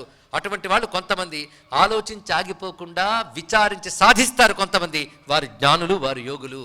వారు ఆ విచారణతో సాధనతో అంతర్ముఖమై యోగ స్థితిలో ఈ 3టికి అతీతులు అయిపోతారు. వారిని త్రిగుణాతీతులు అని అంటారు. ఇక్కడ దీన్ని గుణత్రయ విభాగ యోగం ఇత్యాదులు చెప్పి గుణాతీత సముచ్యతే అంటూ గుణాతీతుడు ఎలా ఉంటాడో భగవద్గీతలో కృష్ణ పరమాత్మ చెప్పాడు. ఆ గుణాతీత స్థితిలో ఏ గుణం ఉంది? శ్రద్ధగా వినడానికి ఒక చిన్న ప్రశ్న వేశానంతే. గుణాతీతం అంటే గుణం ఉంటుందా? 3 గుణాలు లేవు. 3 గుణాలు లేవంటే అత్రి అయ్యింది, తెలుసుకోండి. ఇక్కడ 3 లేనిదే అత్రి అంటే 3 గుణాలు లేని స్థితి. 3 గుణాలు లేని స్థితిలో అంటే ఆ స్థితిలో ఏం లభించింది? గుణాతీత స్థితిలో కేవలం పరమాత్మ మాత్రమే ఉన్నాడు. కేవలం పరమాత్మ అంటే అర్థం ఏంటంటే ప్రపంచంతో కాకుండా కేవల పరమాత్మ అంటే తనను తాను ఇచ్చేసుకున్నాను అర్థం. ఇక్కడ కేవల బ్రహ్మానుభవమే తనను తాను ఇచ్చుకొనుట అంటే అర్థం. ఇక్కడ ఎవరికి ఇస్తున్నాడు ఆయన? ఎవరు అత్రో, ఎవరు త్రిగుణాలని దాటిపోయారో వాడికి కేవలం బ్రహ్మము దత్తమవుతోంది. అది దత్తనామాల్లో ఉన్నటువంటి అర్థం అండి. అయితే అత్రి కావాలంటే ఎందుకంటే భార్య సహకరించకపోతే ఎవడు యోగి కాలేడు, అంతే కదా. ఈయనేదో జపం చేద్దామని మొదలుపెట్టి పంచపాత్ర ధరణ పెట్టుకుంటే మొదలెట్టారు అన్నది ఆవిడ అనుకోండి, ఇంకేం సాగుతుంది? ధ్యానానికి కూర్చుంటే మరేదో చెప్తే ఇంకేం చేస్తాడు? కనుక మహర్షులందరూ గొప్పవారయ్యారు వాళ్ళ భార్యల వల్లేనండి, అందులో సందేహం లేదు. అరుంధతి వల్ల వశిష్ఠుడు, ఇలాగ వాళ్ళకి అడుగడుగున వాళ్ళ ధర్మపత్ని అంటే అదే అర్థం. అంటే భర్తకు ధర్మములో సాధన చేయనిది, అతను ఏదైనా పరిస్థితుల్లో ధర్మం పట్ల ఏమరపాటు తెస్తే ధర్మమును గుర్తు చేసి మరీ చేయించేది ధర్మపత్ని. భారతదేశంలో భార్య అంటే వైఫ్ కాదు, ధర్మపత్ని. అది తెలుసుకోండి. ఇక్కడ భర్తలు ధర్మాచరణ చేయించారు ఇక్కడ, అది విశేషమైనది. అంటే ఇంకా సంపాదించండి, ఇంకా పోషించండి అని కాకుండా పరంపరాగతమైన ధర్మాన్ని మర్చిపోకండి, సంపాదనల్లో పడి అది తప్పకుండా ఆచరించాలని హెచ్చరిక చేసేది భార్య ధర్మపత్ని అవుతుంది ఇక్కడ. మొత్తానికి అనసూయాదేవి ధర్మపత్ని. అత్రి అనే పేరుకి అర్థం తెలిసింది కదా, అత్రి కావాలంటే అనసూయ కావాలయ్యా అన్నాడు ఇక్కడ. అనసూయ లేకపోతే అత్రి కాలేడు కనుక అత్రికే పరమాత్మ లభిస్తాడు, కానీ అత్రి కావాలంటే అనసూయ ఉండాలి. అంటే దీన్ని బట్టి తెలుస్తున్నది అది ఋషి పేరు కాదు, ఇది ఒక స్త్రీ పేరు కాదు, ఇది ఒక సాధనకు అవసరమైన గుణం అనసూయ. సిద్ధదశకు సంబంధించిన స్థితి అత్రి. ఈ రెండు ఉంటేనే దత్త ఇది చెప్పబడుతున్నది ఇక్కడ. కానీ ఎవడిలో అనసూయ అనబడే లక్షణం ఉంటూ అత్రి స్థితి లభిస్తుందో వాడికి ఆత్మతత్వము తనంత తాను లభింపబడుతుంది. ఇది మొత్తం ఈ కథలో తగినటువంటి ఆంతర్యము. అనసూయ అంటే అర్థం ఏంటి? అనసూయ అంటే అసూయ లేనిదండి అన్నాడు. అప్పుడు అసూయ అంటే అర్థం ఏంటో తెలుసుకోవాలి కదా. వాడికి అసూయ లేదండి. అసూయ అనే శబ్దాన్ని మన లోకంలో జలసి అనే మాటకి వాడుతూ ఉంటాం. కానీ జలసి కంటే ముందే పుట్టింది అసూయ. అంటే అసూయ ముందు పుట్టిందని కాదు, ఆ గుణం ఎప్పుడు ఉంది. ఒకడు అసూయ అన్నాడు, ఇప్పుడు జలసి అన్నాడు ఇక్కడ. అయితే మనం సాధారణంగా ఈర్ష్యకి అసూయని కలిపేస్తూ ఉంటాం లోకంలో. ఎవడో పక్కవాడు ఎదిగిపోతుంటే మనకు కడుపు మంట వస్తూ ఉంటుంది, దాన్ని అసూయ అంటాం. దాన్ని అసూయ అనరు, దాన్ని ఈర్ష్య అంటారు. అసూయ వేరు, ఈర్ష్య వేరు. అయితే ఈర్ష్య కలిగితే తప్పకుండా అసూయ వచ్చేస్తుంది కనుక రెండు ఒకలా కలిసిపోయాయి మనకి ఇక్కడ. అసూయ అంటే దోషదర్శన గుణము, ఇతరుల్లో దోషాన్ని చూసే లక్షణం పేరు అసూయ అండి ఇక్కడ. అంటే ఎంత గొప్ప విషయం చెప్పినా వాడు దోషం చూస్తాడు. వాడు ఈ లక్షణం అసూయ. ఈ లక్షణం ఉన్నవాడు ఎదగలేడు, ప్రతిదానిలో దోషాన్ని చూస్తూ ఉంటాడు. ఒకప్పుడు కృష్ణ పరమాత్మ దుర్యోధనుని విడిగా ధర్మరాజుని విడిగా పంపించారట. ఎక్కడైనా మంచివాడు కనబడితే తీసుకురానాయనా అని. ఇద్దరు ఖాళీ చేతులతో వచ్చారు. ఏమిటయ్యా అంటే దుర్యోధనుడు చెప్పాడు, నేను తప్ప ఎవడూ మంచివాడు కనిపించట్లేదు, అందుకే నేను ఎవరిని తీసుకురాలేదన్నట్ట. ఎవరినో మంచివాడిని తెమ్మన్నావుగా, నేను వచ్చేసాను అన్నాడు దుర్యోధనుడు. ధర్మరాజు అన్నాడు, నేను తప్ప అందరూ మంచివారేనాయనా, ఎంతమందిని తీసుకొస్తాను, అందుకే నేను ఎవరిని తీసుకురాలేదన్నట్ట. చూసారా, ఇద్దరూ చూసింది ఒకే ప్రపంచాన్ని. దృష్టి చూసారా ఎంత మారిందో. అని ప్రతి వారిలో దోషాన్ని దర్శించే గుణం ఒకటి ఉంటుంది. అంటే నెగిటివ్ థాట్స్, నెగిటివ్ థింకింగ్, ప్రతిదీ నెగిటివే. ఈ దుర్గుణం ఉన్నంతకాలం భగవంతుని తెలుసుకోవాలి. ఎందుకంటే భగవంతుని నిర్దోషి, అంటే ఏ దోషం లేనివాడు. దోషం లేని శుద్ధం అపాప విద్ధమైనటువంటి పరమాత్మను అనుభవానికి తెచ్చుకోవాలి అంటే నువ్వు దోషరహిత స్థితికి వెళ్ళాలి. పరమాత్మ అందరిలో ఉన్నాడు కదా. చూడండి, పరమాత్మ అందరిలో ఉన్నప్పుడు నువ్వు పరమాత్మనే చూడు. పరమాత్మ అంటేనే దోషరహితుడు కదా. కనుక అందరిలో ఎవడు పరమాత్మను చూస్తాడో వాడు దోషరహితమైన స్థితిని దర్శిస్తున్నాడు. కనుక వాడికి ఎక్కడ దోషం కనిపించట్లేదు, అందరిలో బ్రహ్మమును మాత్రమే చూస్తున్నాడు. అందరిలో నిర్దోషమైనటువంటి బ్రహ్మమును చూడడం వల్ల అతనికి దోషగుణమే కనిపించట్లేదు కనుక అసూయ లేని వాడు అయ్యాడు కనుక అనసూయ అన్నాడు ఇక్కడ. అంటే సర్వుల యందు బ్రహ్మమునే భావించుట, అంతటా బ్రహ్మమునే చింతన చేయుట అనేటటువంటిది ఏది ఉందో అది అనసూయ. అది తెలుసుకోవాల్సినది. ఎందుకంటే ఈశ్వరుడు సర్వవ్యాపకుడు. ముందు తెలుసుకోవాల్సింది ఈశ్వరుడు సర్వవ్యాపకుడు అనే మాట. ఎందుకంటే విశ్వానికి అతీతుడు భగవంతుడు కావచ్చు, కానీ నువ్వు విశ్వంలో దేవుళ్ళు ఆడుతున్నావు. అప్పుడేం చేయాలంటే విశ్వమే భగవంతుడు, విశ్వము నందు భగవంతుడు, విశ్వమే భగవంతుడు, విశ్వానికి అతీతుడు భగవంతుడు. ఈ స్టెప్స్ అండి. ముందు విశ్వమే భగవంతుడు, విశ్వము నందు భగవంతుడు, విశ్వానికి అతీతుడు భగవంతుడు, ఇలా భావించాలి. ఇదే విశ్వకరు విశ్వదూరిని విశ్వాత్మక విశ్వమయుని విశ్వన విశ్వన్ శాశ్వతనుజు బ్రహ్మ ప్రభు ఈశ్వరుని పరమ పురుషు నే భజయింతున్నన్నాడు గజేంద్రుడు. అక్కడ ఇదే తత్వం, తత్వత ఒకటే. కనుక విశ్వమంతటా అందరిలో పరమాత్మ ఉన్నాడు అని తెలిసినప్పుడు పరమాత్ముడి వెలిగే ముచ్చట బాగా తెలుసుకోవే. హరియట హరుడట, సురులట నరులట, అఖిలాండ కోటులట, అందరిలోనూ పరమాత్ముడి వెలిగే బాగా తెలుసుకోవే అంటారు త్యాగయ్య మాట. అందరిలో బ్రహ్మమే అని ఎవడైతే సాధనతో దర్శిస్తూ ఉంటాడో అదే ఈక్షతే యోగయుక్తాత్మ సర్వత్ర సమదర్శిన సర్వభూతస్థమాత్మానం సర్వభూతాని చాత్మని ఈక్షతే యోగయుక్తాత్మ. అందరిలో పరమాత్మను చూసేటప్పుడు పరమాత్మ దోషరహితుడే కదా. కనుక ఎవరిలోనూ దోషము చూడని స్థితి అతనికి ఉన్నది కనుక అతడు అసూయను దాటిపోయాడు, అనసూయ. ఇది లోకంలో మనం చూస్తుంటే దోషదర్శన కూడా తగ్గించుకోవాలండి. ప్రతిదానిలో నెగిటివ్ థాట్ తగ్గించుకోవాలి. ఇక్కడ రామాయణంలో కూడా చివరికి వాల్మీకి అంటాడు, అసూయ లేని వారే రామాయణం చదవండి అన్నారు. మన భాషలో జలసీ పడకుండా రామాయణం చదవమని. ఎవరితో జలసీ పడతామండి? రామచంద్రమూర్తితోనా? ఎలా ఉంటుందంటే దోమ ఏనుగుతో పోటీ పడినట్టు ఉంటుంది. ఆయనతో మన జలసీ ఏమిటి? లేదా సీతమ్మతోనా? రామ అది సాధ్యం కాదు. అక్కడ అసూయ పడకుండా రామాయణం చదవంటే అర్థం, నేను గొప్ప గుణాలను మీకు రామ రూపంలో సీతమ్మ రూపంలో చూపిస్తున్నాను. మీరు దుర్బుద్ధులతో వాళ్ళలో కూడా దుర్గుణాలు వెతకండి అయ్యా. వెతికితే కల్పవృక్షం కూడా విషవృక్షంలా కనబడుతుంది, సూర్పణక అని చెప్పాడండి. ఇక్కడ మరొకటి కాదు. ఇక్కడ అసూయ ఉంటే మహాత్ములో కూడా దోషాలు కనబడతాయి. అనసూయ గుణం ఉంటే ప్రతిదానిలో సుగుణం కనబడుతుంది. ఇది గుణస్థాయిలో చెప్తే దుర్గుణం చూడకు సుగుణాన్ని చూడు అని అర్థం. ఇది సాధన దశలో.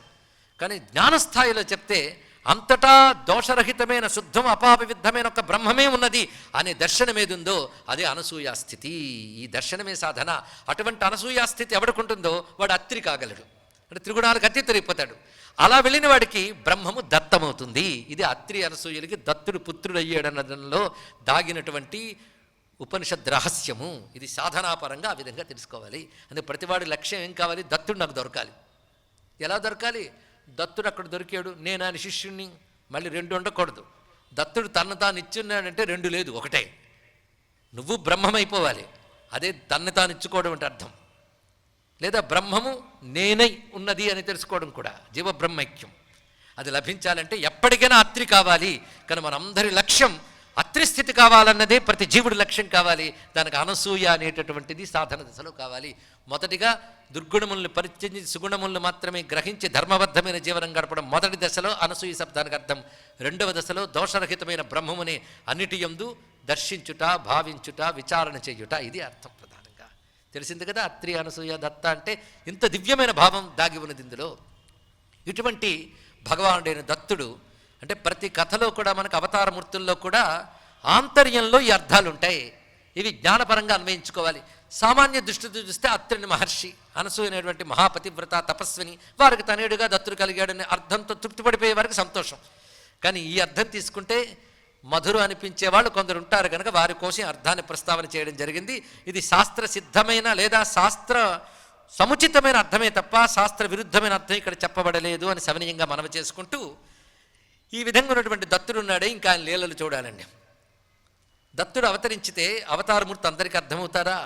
అర్థం కారు. వాళ్ళు ఎలా కనబడుతున్నారో అలాగే అనడానికి లేదు.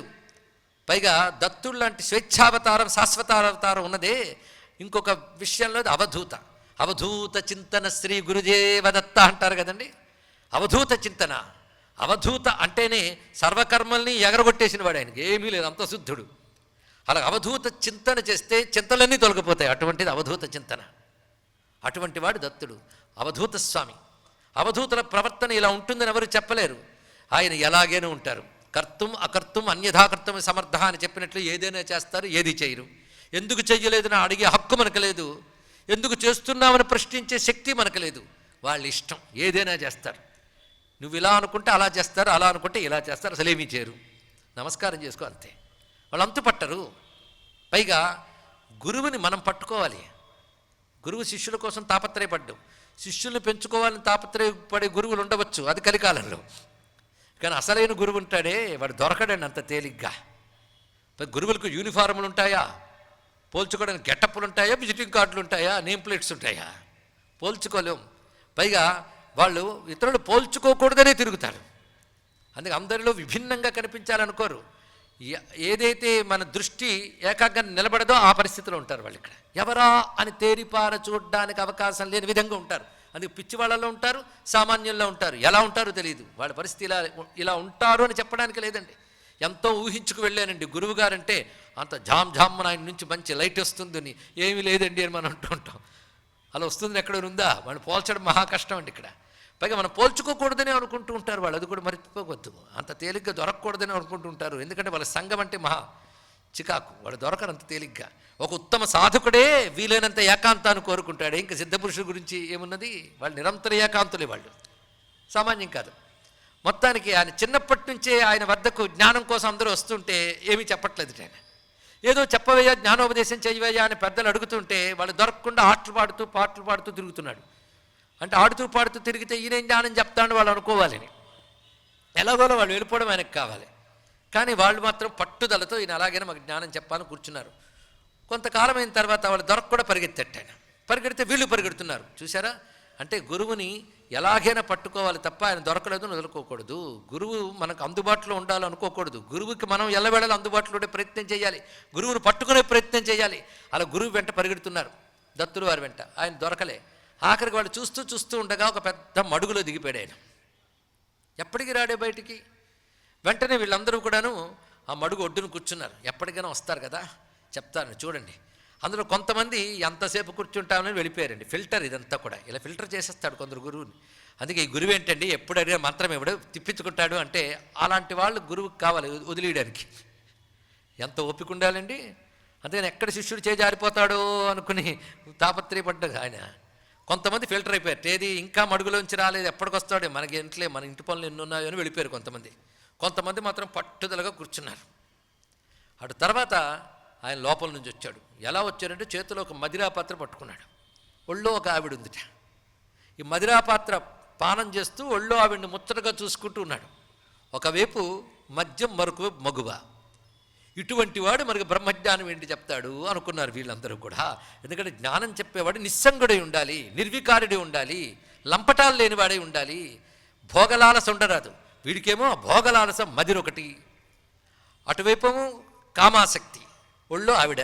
ఈయన జ్ఞానం చెప్తాను చాలామంది వెళ్ళిపోయారట. అమ్మయ్య అనుకున్నాడు ఆయన. ఇక్కడ ప్రశాంతంగా ఉంటున్నాడు ఇక్కడ. అంటే ఏ విధంగా ఆయన అలా ఉన్నాడు అంటే అవతల వారు ఇది చూసి కొందరు వదిలేశారు ఆయన్ని. ఎవడైతే అప్పుడు కూడా నిలబడి నువ్వు శుద్ధుడు అని గ్రహించారో వారికి మాత్రమే జ్ఞానోపదేశం చేశాడు. ఒక దత్తావతారంలో ఇలాంటివి కనబడుతుంటాయండి. ఇంకా తర్వాత భక్తులను కూడా ఇలాగే పరీక్ష పెడతాడు. చూడ్డానికి పిచ్చివాళ్ళలాగాను, పైగా శౌచాది నియమాలు లేని వాళ్ళలాగాను ఇలా కనబడుతూ ఉంటాడు ఆయన. కొంతమందిని అనుగ్రహించాడు. ఇక్కడ తెలుసుకోవాల్సింది ఆయన అలా ఉన్నాడు, ఎలాగైనా ఉంటాడు కనుక ఆయన గురువు అనుకోండి. కానీ ఎవరో గురువు అని చెప్తూ నేను ఎలా ఉన్నా పర్వాలేదు గురువు అనుకో అని చెప్తే కుదరదు. ఇది జాగ్రత్తగా తెలుసుకోవాలి. ఇలా చెప్పారు కనుక దత్తుడు మాత్రం తాగలేదు, మీరు ఆయన గౌరవించరు, నన్ను అలాగే గౌరవించండి ఎవడ బయలుదేరాడు అనుకోండి, నమ్మకండి. ఎందుకంటే ఏం చెప్తే ఏ ప్రమాదమో అని కలికాలంలో అన్నీ జాగ్రత్తగా చెప్పుకోవాలి. ఎందుకంటే యోగులు అవధూతులు పిచ్చివాళ్ళకి కనబడవచ్చు, కానీ పిచ్చివాళ్ళందరూ అవధూతులు గారు, అదొకటి తెలుసుకోవాలి. కానీ ప్రతి పిచ్చివాడి దగ్గరికి వెళ్ళి అవధూతేమో అని వాడు చెప్పుతో కొడుతుంటే ఈయన దత్తుడేమో అనుకోవద్దు. చెప్పు దెబ్బలు ఉంటాయి కానీ జ్ఞానం రాదు. అందుకే ఇలాంటప్పుడే చాలా జాగ్రత్తగా ఉండాలి. ఎందుకంటే కలికాలంలో ఏది చెప్పినా ఎటువైపోయినా లాగేసేటువంటి వాళ్ళు వస్తుంటారు. కనుక రకరకాల భోగాల్లో యోగాల్లో ఉంటూ మీరు దత్తుని చూడలే ఆయనలాగే నేను అని గురువులు ఉండొచ్చు. అందుకే జాగ్రత్తగా ఉండండి. ఎందుకంటే లోక మర్యాదలు పాటించే గురువే మనకు ఎప్పుడూ కావాల్సింది. కానీ దత్తుడు వంటి గురువులు వేరు, ఆ శిష్యులు వేరు, ఆ ప్రత్యేకత వేరు. దత్తునికే చెల్లిది మళ్ళీ. ఎలాగైనా ఉండగలగడం ఎవరికో కొంతమందికే. నిస్త్రయగుణ్యే పథి విచరతే కో విధిక్కో నిషేధ. వాళ్ళకి త్రిగుణాతీత స్థితికి వెళ్ళిపోయిన వాడికి విధి నిషేధాలు లేవు. అంతవరకు విధి ఉంటుంది, నిషేధం ఉంటుంది. ఇది తెలుసుకోవాలి. ఇవి తెలియక చాలామంది ఏమండి మా గురువు గారికి అలాంటివి ఏం లేవండి అంటే, గురువు గారికి లేకపోవచ్చు నీకు ఉండాలి. ఒకప్పుడు రామకృష్ణ పరమహంస గారు 15 రోజులు సమాధి స్థితిలో ఉండిపోయారు. 16వ రోజున కళ్ళు తెరిచారు. దాహం వేసింది. అమ్మ శారదమ్మ కనబడింది. నీళ్ళు ఇవ్వు అని అడిగారు. నేను దూరం ఉన్నానండి ముట్టుకోకూడదు అంటే పర్వాలేదు తీసుకురా అన్నారు. చూసారా, రామకృష్ణ పరమహంసే పాటించరు కనుక మనం పాటించక్కర్లేదు, అది పాటంట. నువ్వు కూడా 15 రోజులు సమాధిలోంచి లేచి అడుగు, అప్పుడు ఇవ్వచ్చు. కానీ నువ్వు ముప్పొట్లో తిని కూర్చుంటే అడిగితే పనికిరాదు. కానీ ఎవరికి ఏది మాట్లాడాలో తెలియాలి. వాళ్ళు నిస్త్రయగుణ్యే పథి విచరితే, వాళ్ళకి నిప్పైనా నీరైనా ఒకటే. నీకో వాళ్ళు నిప్పును ముట్టుకుని మంచు చేయగలరు, వాళ్ళకి అంత శక్తి ఉంటుంది. కానీ అలా మిరాకిల్స్ చూపిస్తూ తిరగరు, అది తెలుసుకోవాల్సింది ఇక్కడ. కానీ త్రిగుణాతీత స్థితికి చెందిన వాడి యొక్క స్థితిని త్రిగుణాలలో ఉన్నవారు ఆదర్శంగా తీసుకోరాదు, ఆరాధ్యంగా నమస్కరించాలి అంతే. ఈ తేడా తెలియకపోతే కలియుగంలో ఆచార భ్రష్టత్వం కూడా వచ్చే ప్రమాదం ఉన్నది. అందుకే ఎక్కడికెక్కడ ఆగి నిర్వచనాలు చెప్పాల్సి వస్తుంది. అందుకు మొత్తానికి మహానుభావుడు ఆ విధంగా కొంతమంది అనుగ్రహించాడు. ఇలా ఉంటూ ఉంటే ఒకప్పుడు దేవతలకి అసుర బాధ ఏర్పడింది.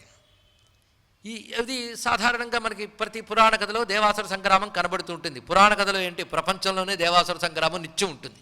సాత్విక శక్తులకి రాజస తామస శక్తులకి ఘర్షణ అది ఎప్పుడు ఉంటాయి. బయట ప్రపంచంలోనే ఉంటుంది, మనలోని అదే ఘర్షణ. అందుకే మన పురాణ కథలు ఎవర్ ఫ్రెష్ ఉండడానికి కారణం ఏంటంటే మన కథలు కనుకనే.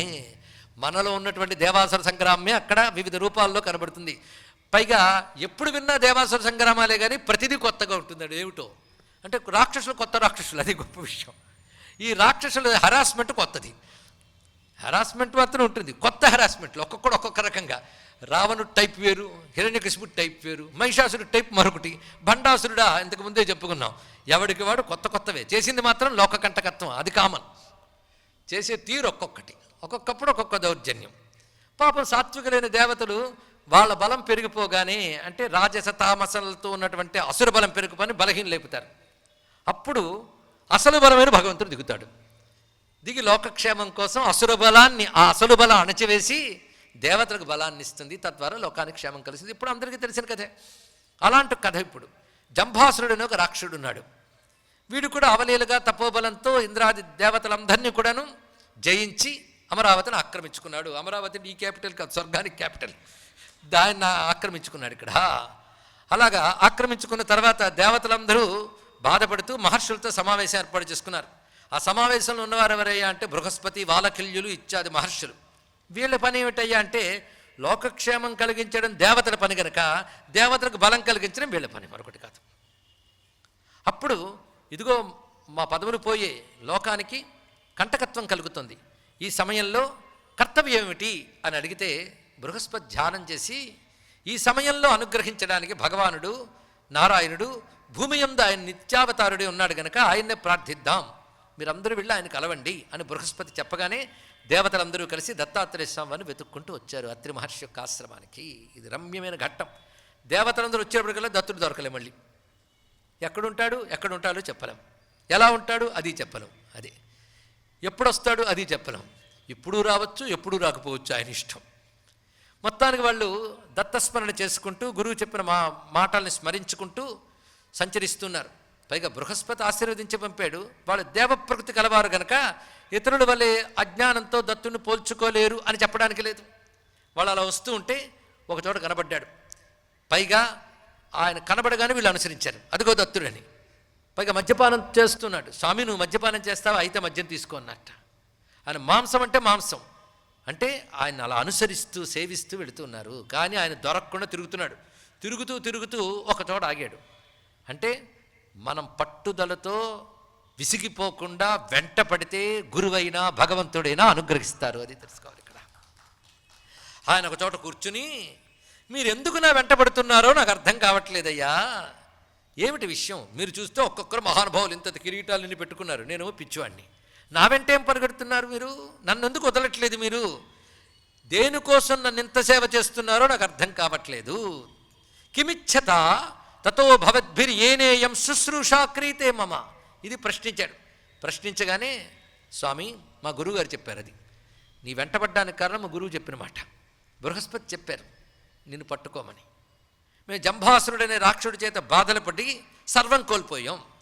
నువ్వు సత్వగుణ సంపన్నుల్ని సత్పురుషుల్ని కాపాడడానికై అవతరించిన మూర్తివి. ఆ కారణం చేత నిన్ను ప్రార్థిస్తున్నాం. ఏ విధంగా ఆ దైత్యుడు సంహరింపబడతాడు, లోకానికి క్షేమం కలుగుతుందో నువ్వే చూడాలి అంటే మీ గురువుగారు ఏదో పొరపాటు పడ్డట్టున్నారు, లేదా మీ గురువుగారు ఎవరి గురించి చెప్పారో వాడిని నేను కానేమో అన్నాడు ఆయన.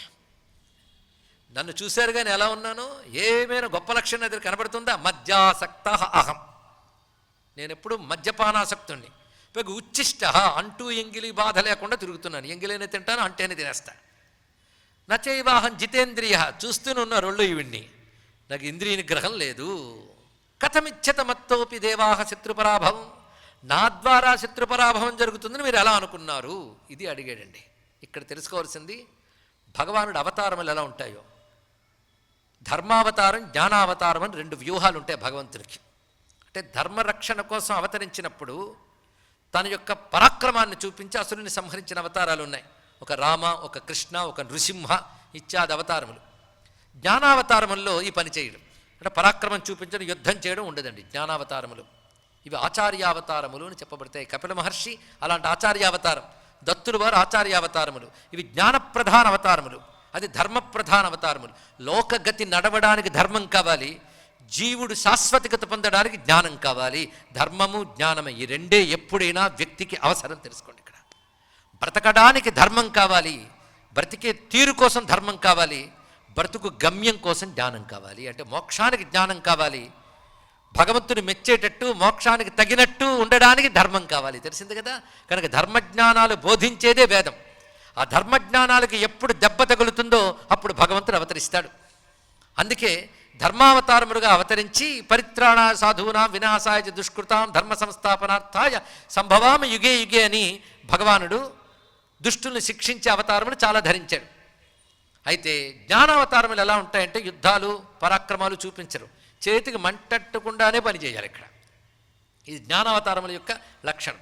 అంటే వీళ్ళ పని ఏమిటంటే మనలో ఉన్న అజ్ఞానాన్ని పోగొట్టడం వీళ్ళ యొక్క లక్షణం. అయితే ధర్మావతారంలో జ్ఞానం లేదనొద్దు. మళ్ళీ ధర్మంలో జ్ఞానం ఉంటుంది, జ్ఞానంలో ధర్మం ఉంటుంది. కృష్ణ పరమాత్మ ఎంత ధర్మావతారమో అంత జ్ఞానావతారం. ఆయన గురించి చెప్పుకుంటే మళ్ళీ పెద్ద సబ్జెక్టు, అది పరిపూర్ణ అవతారం. మరి రాముల వారు ఎంత తక్కువ? ఆయన ఎంత ధర్మమూర్తో అంత జ్ఞానమూర్తి, అంత తత్వమూర్తి, ముక్తినిచ్చే తారక బ్రహ్మం. ఇంకా ఆయన గురించి చెప్పడానికి ఏమున్నది ఇక్కడ? అందుకే ఎప్పుడు ధర్మావతారంగా కనబడుతున్నా జ్ఞానావతారం అంతర్లీనమై ఉంటుంది, జ్ఞానావతారంగా కనబడుతున్నా ధర్మం అంతర్లీనమై ఉంటుంది. కానీ ధర్మావతారంలో అప్రోచ్ ఒకలాగా ఉంటుంది, జ్ఞానావతారం యొక్క అప్రోచ్ ఒకలా ఉంటుంది. ఇది తెలుసుకోవాలి. ఇందులో ఈ అవతారం దత్తాత్రేయ స్వామి వారు జ్ఞానావతారం, గురు అవతారం. అటువంటప్పుడు ఆయన యుద్ధం చేస్తాడా? కానీ వీళ్ళు వచ్చేమంటున్నారు, రాక్షస సంహారం చేయమని అంటున్నారు. ఆశ్రయించిన భక్తులు ఏది అడిగారో అది తప్పకుండా నెరవేర్చడం భగవద్ధర్మం. కనుక వీళ్ళు కోరిక తీర్చాలి. దానికి ఆయన ఎన్ని పరీక్షలు పెడుతున్నాడో చూడండి. నేనేం చేస్తానయ్యా, తాగుబోతుని, స్త్రీలోలుణ్ణి, పైగా అంటూ ముట్టు సొంటు ఏమీ లేనటువంటి వాడిని, దురాచారవంతుణ్ణి, ఆచారం లేనివాడిని ఏమంటారు అన్నాడు. అనగానే స్వామి నువ్వు అన్నంత మాత్రాన మేము నమ్ముతామా ఆ మాటని? నువ్వు మమ్మల్ని పరీక్షించడానికి అంటున్నావని మాకు తెలుసు. అనఘస్త్వం జగన్నాథ నలేపస్త్వ లిప్యతే. నీ పేరు ఒక్కటే గుర్తుపెట్టుకో, అనఘుడవు. ఇది బాగా గుర్తుపెట్టుకోండి. దత్తాత్రేయ స్వామి గొప్ప నామం అనఘః.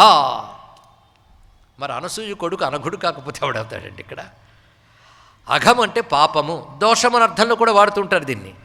అఘము లేనివాడు అనఘుడు అంటే ఏ దోషం, అసలు పాపం అంటేనే దోషం అని అర్థం. ఇక్కడ ఏ దోషము లేనివాడు అంటే నిర్మలుడు. నువ్వు నిర్మలుడు అంటే అటువంటిప్పుడు నిర్మలంగా ఉండాలి కదా. అంటే మలినంగా కనబడ్డా నీకు మాలిన్యం లేదు గనక నువ్వు అనఘుడు. అది గొప్ప విషయం ఇక్కడ. అంటే ఏవైతే మేము అఘము అనుకుంటామో వాటితో ఉన్నట్టు కనబడుతున్నావు, కానీ అవన్నీకి లేవు. లేవంటే ఎలాగో అంటే నలేపస్త్వయ లిప్యతే, నీకవి అంటవు. ఇది నువ్వు శుద్ధమైన వాడు, ఆకాశం వంటి శుద్ధమైన స్వరూపం ఇది. ఆకాశంలో మబ్బులు ఎన్నున్నా ఆకాశం తడవదు, ఆకాశం నిర్మలము. అదేవిధంగా నువ్వు ఎల్లవేళలా నిర్మలుడువు. నలేపస్త్వయి లిప్యతే. నువ్వు పుణ్యాత్ముల్లా కనబడ్డా ఒక దురాచారాత్మ స్వరూపంగా కనబడ్డప్పటికి కూడా రెండూ నీకంటవు. నువ్వు శుద్ధుడవు, శుద్ధమైన బ్రహ్మతత్వము నువ్వు. కనుక శుద్ధతకు మరొక పేరే అనఘ. అదే అనఘస్త్వం అన్నారు. త్వం అనఘః, నువ్వు అనఘుడవు. అంటే దత్తునికి మరో పేరు వచ్చింది వాళ్ళ, అనఘుడు. విద్యాక్షాళన శుద్ధాంత నివిష్ట జ్ఞాన దీపితే. అద్భుతమైన మాట చెప్పారు ఇక్కడ. నీ మనస్సు విద్య చేత కడగబడినటువంటి శుద్ధమైనది, విద్య చేత కడగబడి శుద్ధమైపోయిన మనస్సునిది. అంటే కేవల జ్ఞానము చేత నిర్మలమైనది అని. అంటే మంచు నీటితో కడిగిన ముత్యం లాంటిదయ్యా నీ మనస్సు. విద్య వల్ల కడగబడిన శుద్ధమైన మనస్సునిది. అంతేకాదు అంత శుద్ధత్వంతో అంత ప్రకాశం ఉంది. ఆ ప్రకాశం ఏమిటి? నివిష్ట జ్ఞాన దీపితే. నిశ్చలమైనటువంటి జ్ఞానంతో ప్రకాశిస్తున్నటువంటి వాడవు. కనుక నీ వద్ద ప్రకాశము నిర్మలత్వము సహజంగా ఉన్నాయి. అగ్నికి దోషం అంటుందా చెప్పు? అలా నిర్మలంగా ప్రకాశిస్తున్నవాడు నువ్వు, నిర్మలంగా ప్రకాశిస్తున్నవాడు. అంటే జ్ఞానానికి ఉన్న లక్షణం ప్రకాశము నిర్మలత్వము, ఆ రెండూ నిస్వరూపము అని చెప్తూ ఉంటే మీరు అంటున్నారు. కానీ మరి అమ్మాయి సంగతో అన్నాడు అంటే ఆవిడెవరో కూడా వాళ్ళే వ్యాఖ్యానం చేయాలన్నమాట. అది రహస్యం. ఈవిడ గురించి ఏమంటావు? స్త్రీ సంభోగోత దుఃఖాయ. అసలు నిజానికి స్త్రీ సాంగత్యమే పాపము, దాని ఫలితము దుఃఖము. అది నిరంతరం నా దగ్గర ఉంది. అటువంటప్పుడు నేను ఆనందం ఎక్కడ ఇవ్వగలనయ్యా మీకు?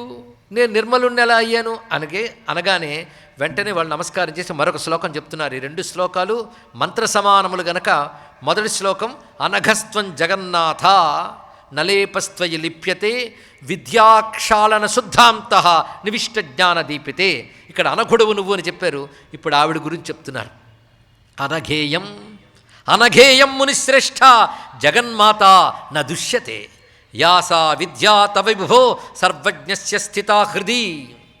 స్వామి, ఈవిడ గురించి అంటావా? ఈవిడెవరో మాకు తెలుసు. ఈవిడ మామూలు స్త్రీ కాదు, అనఘా. అనఘా ఈవిడ. నువ్వు జ్ఞానమైతే ఈవిడ విద్య. జ్ఞానము విద్య అభేదమే కనుక ఈవిడ విద్యాస్వరూపిణి. పైగా జగన్నాథ అని సంబోధించారు కదా, మరి ఈవిడెవరు? జగన్మాత.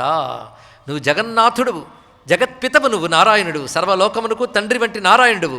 ఈమె సాక్షాత్ మహాలక్ష్మి అనఘాదేవి. ఈవిడ అనఘా ఇయం అనఘేయం. ఆయన అనఘ, అది పుంలింగం, ఇది స్త్రీలింగం. పుంలింగంలో అనఘ, స్త్రీలింగంలో అనఘా. ఈ రెండు మహామంత్రములండి. అనఘాయై నమః అంటే అమ్మవారు, అనఘాయ నమః అంటే అయ్యవారు. ఇద్దరికి ఒకటే లక్షణం, ఇద్దరు అనఘులే. చూసారే, నిజానికి నామసామ్యం ఉన్నదే మన శ్రీ విద్యలో చెప్పినట్టు శివ శివ, శంకర శాంకరి అయినట్లుగా అనఘుడు అనఘ అయిపోయింది ఇక్కడ. అనఘానఘ కలిపితే అనఘానఘాభ్యాం నమః, అనఘా సమేత అనఘాయ నమః. ఈ రెండిటితో ఒక మహామంత్రం రాసి ఉంది, తర్వాత కథలో చూద్దాం. మొత్తానికి ఇవాళ రోజున మనం ఎంత ధన్యులమంటే, ఒకవైపు దత్తుని యొక్క జననాన్ని, నామవైశిష్ట్యాన్ని, తత్వవైశిష్ట్యాన్ని తెలుసుకుంటూనే ఆయన యొక్క దివ్యమైన అనఘా స్వరూపాన్ని, అనఘానామాన్ని చెప్పుకుంటున్నాం. ఈ అనఘానామ స్మరణ వల్ల అఘములు తొలగుతాయిట. జపించేవాడికి సర్వ పాపములు తొలగుతాయి, దోషములు తొలగుతాయి. కానీ అనఘుడైనటువంటి దత్తాత్రేయ స్వామి వారికి నమస్కరించుకోవాలి. అనఘేయం మునిశ్రేష్ఠ జగన్మాత. నువ్వెలాగైతే నలిప్యతే అన్నామో, ఈ తల్లి నదుష్యతే, ఈవిడికి ఏ దోషము లేదు. యాసా విద్య, ఈవిడ నీ యొక్క విద్యాస్వరూపిణి. అంటే జ్యోతి తన ఉనికిని తన కాంతి ద్వారా చాటుకుంటుంది, అలాగే బ్రహ్మము తన విద్య ద్వారా తను చాటుకుంటున్నాడు. ఆ కాంతికి జ్యోతికి భేదం లేనట్లే నీకు ఈ తల్లికి భేదం లేదు. సర్వజ్ఞుడివైన నీ హృదయంలో ఏ విద్య ఉన్నదో ఆ విద్యయే ఈ తల్లి. చాలా గొప్ప మాట చెప్పారండి, విద్యాస్వరూపిణి అనగా అని వారు ఉభయుల యొక్క స్వరూప వ్యాఖ్యానం దేవతలు చేశారండి. ఇక నువ్వు తాగుతున్న మద్యం ఏమిటో కాదు, అది లోకానికి భ్రమింపజేస్తున్నావు, కానీ అది సామాన్యం కాదు. బ్రహ్మానందం, అది బ్రహ్మ విద్యానంద రసం, అది దాన్ని పానం చేస్తున్నావు నిరంతరం నువ్వు. ఇది నీ తత్వము అని చెప్పగానే తత్వం తెలిసిన వాడికి యథార్థ స్వరూపం చూపిస్తాడు స్వామి. మురికి నీళ్ల మీద ప్రతిఫలించినంత మాత్రాన సూర్యకాంతికి దోషం అంటుతుందా అని గొప్ప మాట అన్నారండి ఇక్కడ. సూర్యకాంతి మురికి కాలువలో ప్రతిఫలిస్తే సూర్యకాంతి దోషం అవుతుందా? అది ఆ కాలువలో ప్రతిఫలించినంత మాత్రాన దీని దోషం సూర్యకాంతికి ఎలా అంటదో, నువ్వు ఇన్ని వేషాలు వేసినా ఏ వేషం యొక్క దోషము నీకు అంటదు. అటువంటి నిల్లే ఇప్పుడు నువ్వు అని నమస్కారం చేశారండి ఇక్కడ. అప్పుడు అసలు రహస్యం తెలిసిపోయిందిరా వీళ్ళకి అని తెలుసుకుని, ఒక పని చేయండి మీరు, ఇప్పుడు వెళ్ళి ఆ రాక్షసుల్ని కవ్వించండి, యుద్ధానికి పిలవండి. అంటే ఇప్పుడే నానా దెబ్బలు తిని ఓడిపోయి మేము బాధపడుతుంటే మళ్ళీ ఈ ఐడియా ఇస్తావేంటయ్యా అంటే, ఎందుకు చెప్పానో చేయండి అంతే. గురువు ఎందుకు చెప్పాడో చేయడమే. దానివల్ల మంచి ఏమిటో చెడు ఏమిటో నువ్వు చర్చించుకో, అదంతా ఆయనకి తెలుసు. వెంటనే వీళ్ళు వెళ్ళి రాక్షసులు మళ్ళీ యుద్ధానికి రండి అన్నారు. అయితే ఈయన టెక్నిక్ చెప్పాడు. వాళ్ళు యుద్ధం చేస్తూ ఉంటే మీరు వెనక్కి వస్తూ ఉన్నారు యుద్ధం చేస్తూ, అలా నా దగ్గరికి తీసుకురండి వాళ్ళందరినీ, నేను చూసుకుంటాను అన్నాడు ఇక్కడ. వెంటనే జంభాసుడు వద్దకు వెళ్ళారు ఇంద్రాది దేవతలందరూ. వెళ్ళి యుద్ధానికి మళ్ళీ కవ్వించి పిలిచారు. యుద్ధానికి వచ్చారు ఆ రాక్షసులు. వస్తున్నప్పుడు వీళ్ళు కొడుతూ వెనక్కి నడుచుకుంటూ వచ్చి సరిగ్గా దత్తాత్రేయుడు వారి ఆశ్రమ సన్నిధికి వచ్చేటప్పటికల్లా దేవతలు వెనక్కి వెళ్ళిపోయారు. దత్తులు వారు కనబడుతున్నారు ఇక్కడ. ఎలాగో అంటే ఆయన ఒళ్ళో అమ్మవారు ఉన్నారు ఇక్కడ. వెంటనే జంభాసురుడు ఆ తల్లిని చూసిన వెంటనే, పైగా ఆవిడ ఎవరండి, సామాన్యురాలా, మహాలక్ష్మి ఆవిడ. వామపార్శ్వస్థితామిష్టాం అశేష జగత శుభాం భార్యాంచాస్య శుచార్వంగిం లక్ష్మీమిందు నిభాననాం. ఆ మహాలక్ష్మి వామపార్శ్వస్థితాం, స్వామివారికి ఎడం వైపునటువంటి ఆమెను చూశాడు. చూసిన వెంటనే ఆ సౌందర్యానికి, ఆ శోభకి ఆకర్షితుడైపోయి తానేమిటో మర్చిపోయాడు అక్కడ. ఎవడు? జంభాసురుడు. ఎందుకు వచ్చాడో మర్చిపోయాడు. ఆమెను చూసి ఈమెను ఎలాగైనా చేజిక్కించుకోవాలి అనుకున్నాడు ఇక్కడ. ఇంక యుద్ధం విషయమే మర్చిపోయాడు ఇక్కడ. ఎవరి ఒళ్ళో ఉందో వాడిని చూడలేదు, ఆయన ఒళ్ళో ఉన్న ఆవిడని చూశాడండి. ఈ కథలో కూడా చివరికి మర్మం తెలియబడుతుంది, శ్రద్ధగా వినడానికి ముందు కథ విందాం. చూసి హఠాత్తుగా ఆమెను ఎలాగైనా తీసుకుందామని తన దగ్గరున్న పరిచారకుని పిలిచి ఒక శిబిక ఏర్పాటు చేశాడు. ఆ పల్యంకిక ఏర్పాటు చేసి ఆ లక్ష్మీదేవిని హఠాత్తుగా ఎత్తుకొచ్చి దానిలో కూర్చోబెట్టి నెత్తి మీద పెట్టుకున్నట్టండి ఆనందంగా. వెంటనే దత్తుల వారి దేవతలకు సైగ చేసి ఇప్పుడు వాడిని కొట్టండి అన్నారు ఇక్కడ. ఇదేమిటి స్వామి అంటే, నేను చెప్పించేయండి అన్నాడు. వెంటనే అవలీలగా వాళ్ళు యుద్ధానికి మళ్ళీ పూనుకున్నారు. ఆ యుద్ధంలో దేవతల చేతిలో జంభాసురుడు ససైన్యంగా ఓడిపోయాడు. ఇది జరిగింది ఇక్కడ. ఈ విధంగా చేతికి మట్టి అంటకుండానే దుష్ట సంహారం చేయించింది జ్ఞానావతారమైనటువంటి దత్తావతారం. కూర్చున్నాడు ఆయన, పరాక్రమం చూపించాడు, యుద్ధం చూపించాడా. అప్పుడు స్థిమితపడ్డ దేవతలందరూ స్వామి వింతగా ఉంది, మేము ఇంత యుద్ధం చేశాం, ఇప్పుడు ఎవరైతే ఓడించాడో ఆ ఇంద్రుడే ఇదివరకు యుద్ధం చేసి పలుమార్లు ఓడిపోయాడు ఆయన దగ్గర, ఇప్పుడు సులభంగా గెలవగలిగాడు. దేనివల్ల అంటే సిరి నెత్తికెక్కడం వల్ల అన్నట్టు దత్తుడు. ఇక్కడుందండి మర్మం అంతా కూడా, ఈ కథలో ఉన్న మర్మం ఇది. ఇక్కడ వాడు దేనికి ఆకర్షింపబడ్డాడు? లక్ష్మికి. లక్ష్మి అంటే ఎవడికి ఆకర్షణ లేదండి. మీకు విష్ణు కటాక్ష సిద్ధిరస్తు, భగవత్ కటాక్ష సిద్ధిరస్తు అని ఆశీర్వదిస్తే సంతోషం అండి అంటారు. లక్ష్మీ కటాక్ష సిద్ధిరస్తు అంటే పొంగిపోతాం. అవునా లేదు చెప్పండి, ఉన్నమాట చెప్పండి. ఇక్కడ భగవత్ కటాక్షం, ఈశ్వర కటాక్షం, గురు కటాక్షం అబ్బో మాకు అక్కర్లే. లక్ష్మీ కటాక్షం అది ఆవిడకి అక్కర్లేదు చెప్పండి. విద్యా సరస్వతి కటాక్షం కంటే ఇది కావాలి ముందు ప్రతివాడికి. సరస్వతి కటాక్షం కూడా లక్ష్మీ కటాక్షం కోసమే కదండి అనేవాళ్ళు కూడా ఉంటారు. నాయన నీకు లక్ష్మీ కటాక్షం ఉండదు, కేవలం సరస్వతి కటాక్షం అంటే ఎంతమంది సిద్ధం చెప్పండి. నీకు సరస్వతి కటాక్షం లేదు, లక్ష్మీ కటాక్షం అంటే ప్రతివాడు ముందుకు వస్తాడు. అవునా లేదా? ఉన్నమాట చెప్పేద్దాం. బయటకు అనకండి, లోపల ఒప్పుకుని తీరుతా ఎవడైనా. ఇది లోకల్లో ఉండే రీతి. లక్ష్మి అంత ఆకర్షిస్తుంది. అది ఎవరిది? ఇక్కడ తెలుసుకోవాల్సింది, నువ్వు ఏ ఐశ్వర్యం సృష్టిలో అనుభవిస్తున్నా అది ఈశ్వరునిదే. ఈశ్వరుని యొక్క శక్తే ఐశ్వర్యం. అది లభిస్తేనే బ్రతకగలుగుతున్నావు. కానీ నువ్వు ఐశ్వర్యం మీద దృష్టి పెడుతున్నావు కానీ ఈశ్వరుడి మీద ఎప్పుడు దృష్టి పెట్టలేదు. అవునా లేదా? కనుక భౌతికమైన ఐశ్వర్యం మీద దృష్టి పెడుతున్నాం కానీ ఈశ్వరుడి మీద దృష్టి పెట్టట్లేదు. అందుకే వాడికి లక్ష్మిని చూశాడు కానీ లక్ష్మి ఎవరు ఒళ్ళో ఉందో వాడిని చూడలేదు ఇక్కడ. అందుకే సిరిని మాత్రమే చూసి హరిని మరచేవారికి ఎప్పటికైనా దుర్గతి తప్పదు. హరిని సిరిని కలిపి చూసి అమ్మా నాన్న నమస్కరిస్తే వాడికి సిరి అనుగ్రహము హరి అనుగ్రహము రెండూ లభిస్తాయి. అది కాకుండా సిరే ప్రధానం అనుకున్నాడు. ఇక్కడ ఒక మాట కొన్ని పెద్దలు చెప్తూ ఉంటారు. లక్ష్మీదేవి పాదంలో ఉంటే ఒక శోభ ఉంటుంది, అదేవిధంగా పిక్కల్లో ఉంటే ఒక శోభ ఉంటుంది. ఇలా చెప్తూ చేతుల్లో ఉంటే ఒకటి, భుజాల్లో ఒకటి ఉంటే ఒక వర్ణన ఉంది. అక్కడ ఉండడం అంటే ఏంటండి? అక్కడ ఉంటే అన్ని మంచిగా చెప్పాడు. కానీ లక్ష్మి నెత్తి మీద ఉంటే మాత్రం భయంకరంగా దెబ్బతింటారు అని చెప్పారు.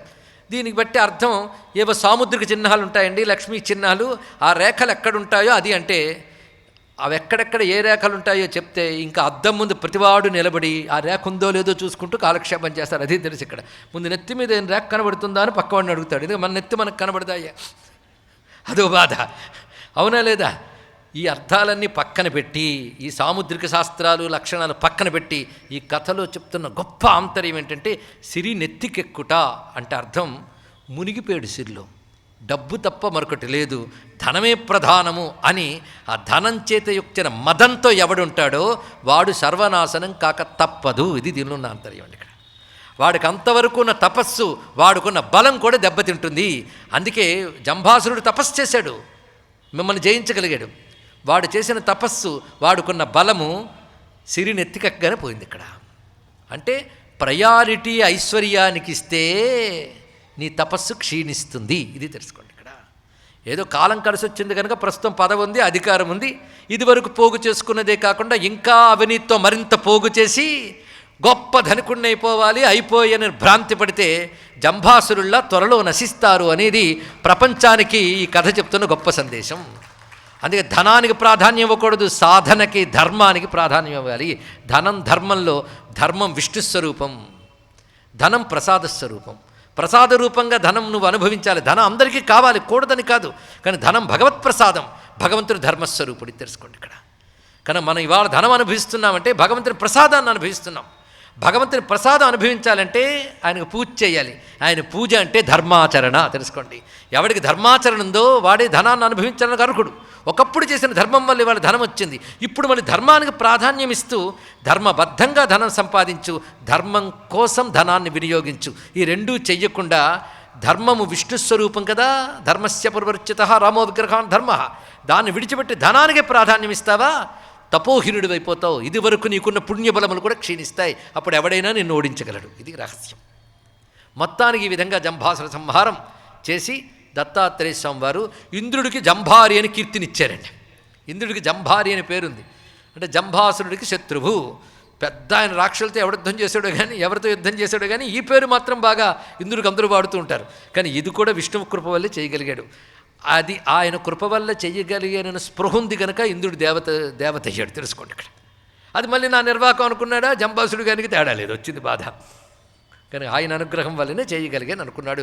ఇప్పుడు ఈ కథని జాగ్రత్తగా మనం అర్థం చేసుకుంటే ప్రతి పాఠశాలల్లో, ప్రతి కార్పొరేట్ ఆఫీసుల్లో, ప్రతి శాసనసభ సమావేశాల్లో ఈ కథ ఒక్కసారి స్మరిస్తే అవినీతిని అరికట్టవచ్చు, పిల్లల వ్యక్తిత్వాన్ని అభివృద్ధి చేయవచ్చు, ఒప్పుకుంటారా లేదా? అందుకే కేవలం ఆధ్యాత్మికం అనుకోవద్దు, ఇక్కడ మనిషి చక్కగా బ్రతకడానికి కావాల్సిన సందేశం. ఇలాంటి కథ ఒకటి ఉంది తెలుసా మీకు పురాణంలో? అతి ప్రసిద్ధి చెందిన గొప్ప చరిత్ర. ఇదే విష్ణువు ఇలాగే వచ్చాడు. ఆయన సాక్షాత్ విష్ణువైనా నేను రాజుగారి కొడుకుని అన్నట్టు తిరిగాడు ఆయన. మళ్ళీ విష్ణు అవతారమే. రాజుగారి కొడుకు నేను తిరుగుతూ, ఆయన ఒక్కడే తిరగడు, ఆవిడతో తిరుగుతున్నాడు. ఆవిడ అతిశుద్ధురాలు అనఘ, ఆయన అతిశుద్ధుడు, కేవలం శుద్ధమైన ధర్మస్వరూపుడు కనుక ఆయన అనఘుడే. ఆ అనఘుడు అనఘ కలిసి చక్కగా విహరిస్తూ ఉంటే ఒక రాక్షుడున్నాడు. వాడికి కూడా అనఘని ఎలాగైనా తీసుకెళ్ళిపోవాలి అనిపించింది. అనఘుడు ఉన్నప్పుడు కానీ అనఘను చూసాడు అనుకోండి, వాడికి దుర్బుద్ధి పుట్టదు. విష్ణువు మీద దృష్టి ఉంటే దుర్బుద్ధి పుట్టదు. అక్కడ విష్ణువు లేనట్టు ఏర్పాటు చేశాడు. ఇక్కడ ఏర్పాటు చేసి విష్ణువు లేని సమయంలో అనఘ అయిన ఆమెని తీసుకెళ్ళిపెడుతున్నగా, తీసుకువెళ్ళగానే అంతవరకు విజేతగా అనేక యుగముల కాలం ఉన్నటువంటి మహానుభావుడు బలహీనుడైపోయాడు. 10 తలకాయలు 20 చేతులు ఉన్నప్పటికీ దుర్బలుడైపోయి వానర మోకల చేతే దెబ్బతినేశాడు. అవునా లేదా? వాడి రాజ్యం వాడిది మొత్తం పోయి సమూల నాశనం అయిపోయాడు. అచ్చం ఈ కథ ప్రతిబింబంలా ఉందా లేదా? పురాణాలను ఎలా అబ్జర్వ్ చేయాలో దీన్ని బట్టి నేర్చుకోండి. ఈ కథకి లింక్ ఉందా లేదా? అచ్చంగా అదే. ఇక్కడైతే ఒళ్ళో కూర్చోబెట్టుకున్నాడు, లాగిసి తీసుకెళ్ళిపోయాడు వాడు.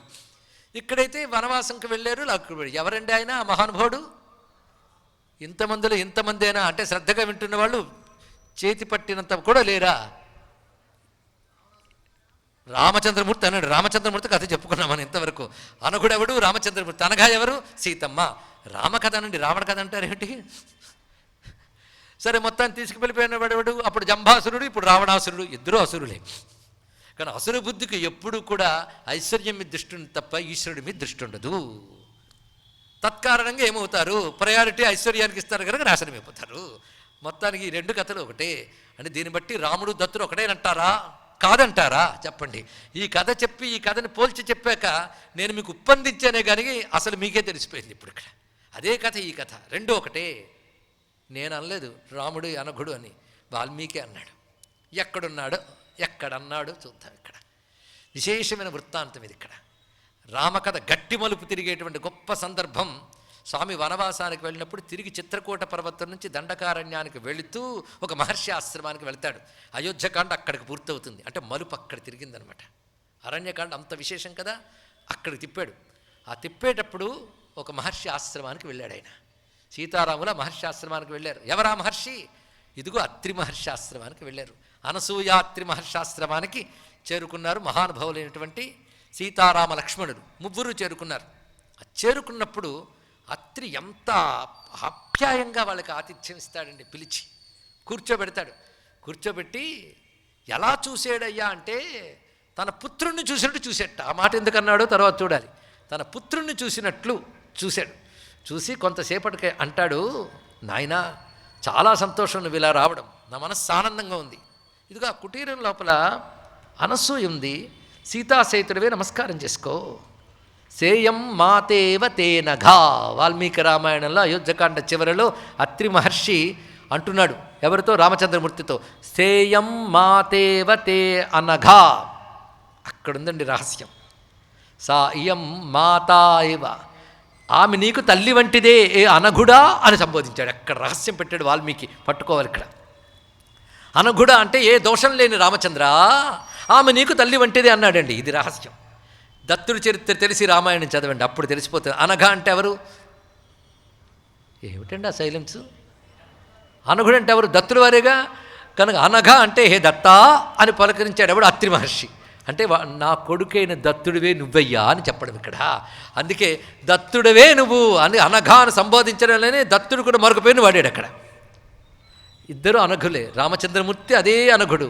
అందుకే దత్తుడు ఎలా ఉన్నాడు అలాగే కనబడ్డాడు ఆయనకి. చేతిలో విల్లమ్ములు ఉన్నాయని మాటే కానీ జడలు కట్టిన తల నారచీరలు చూస్తూ ఉంటే దత్తాత్రేయ మహర్షిలాగే కనబడ్డాడు ఆయన. ఆశ్చర్యం ఇక్కడ. రామకథలో ఉన్న మర్మం అంది ఇక్కడ.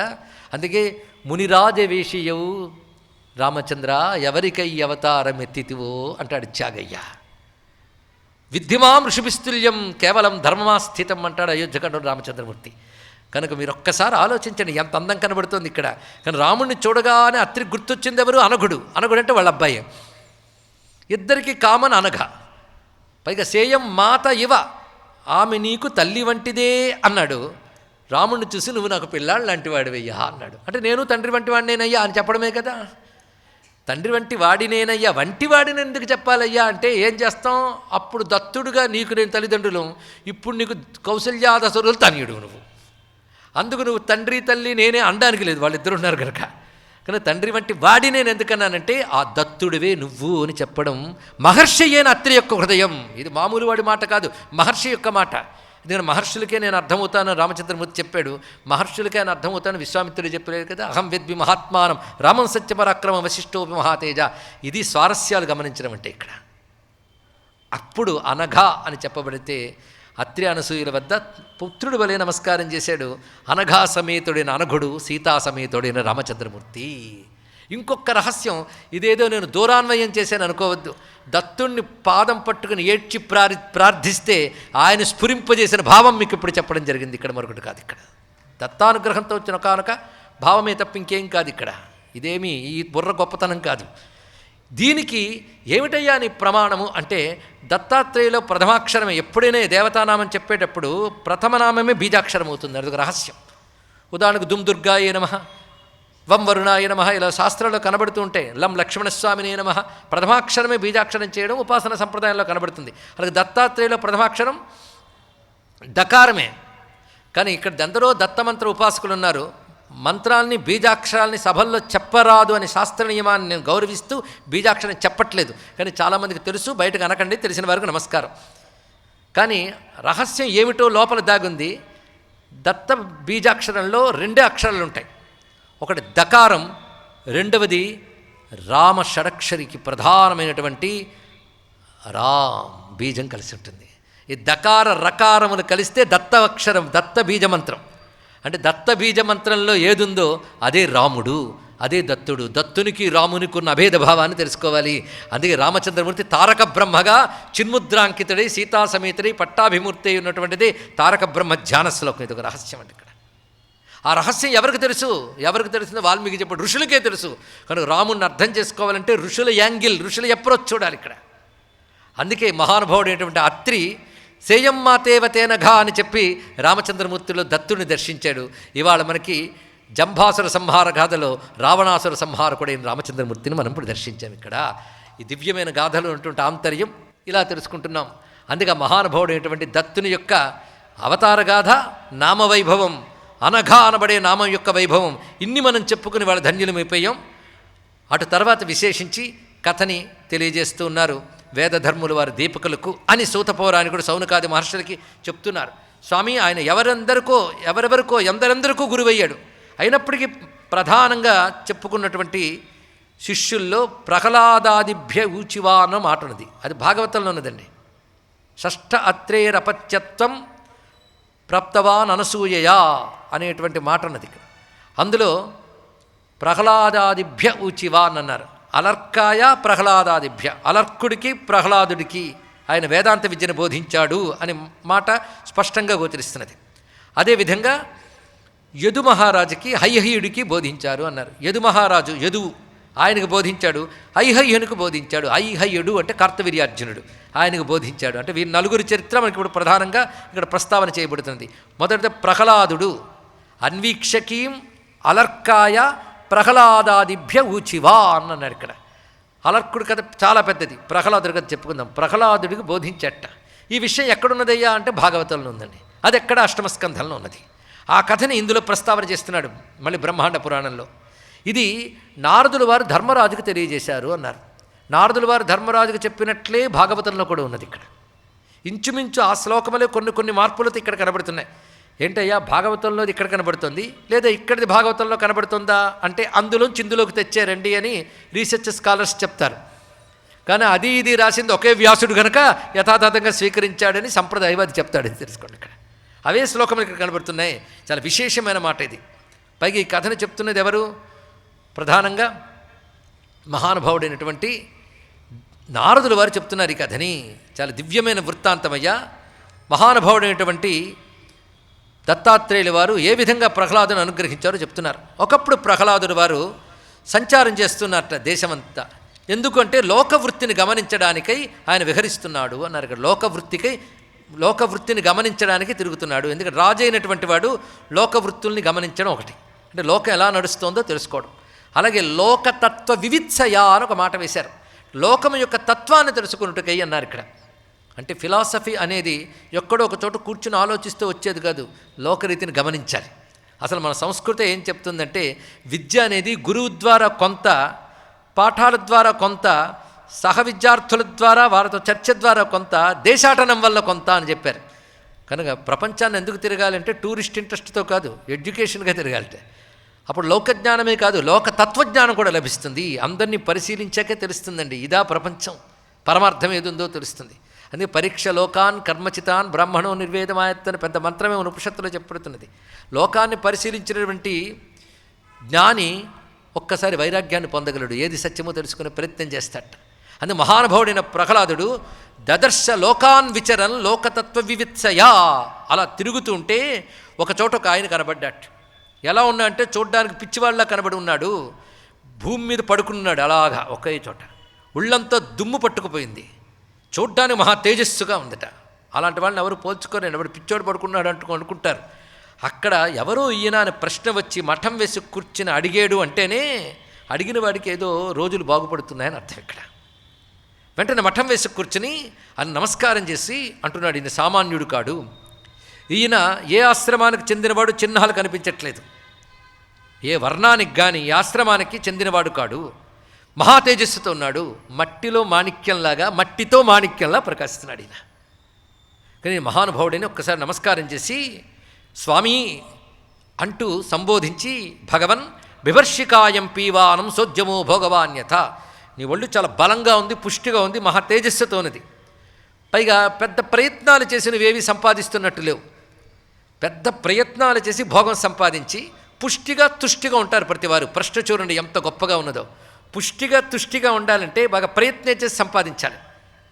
నువ్వు పుష్టిగా తుష్టిగా ఉన్నావు, ముఖం ఎప్పుడు నవ్వుతూనే ఉంది, చూసావా?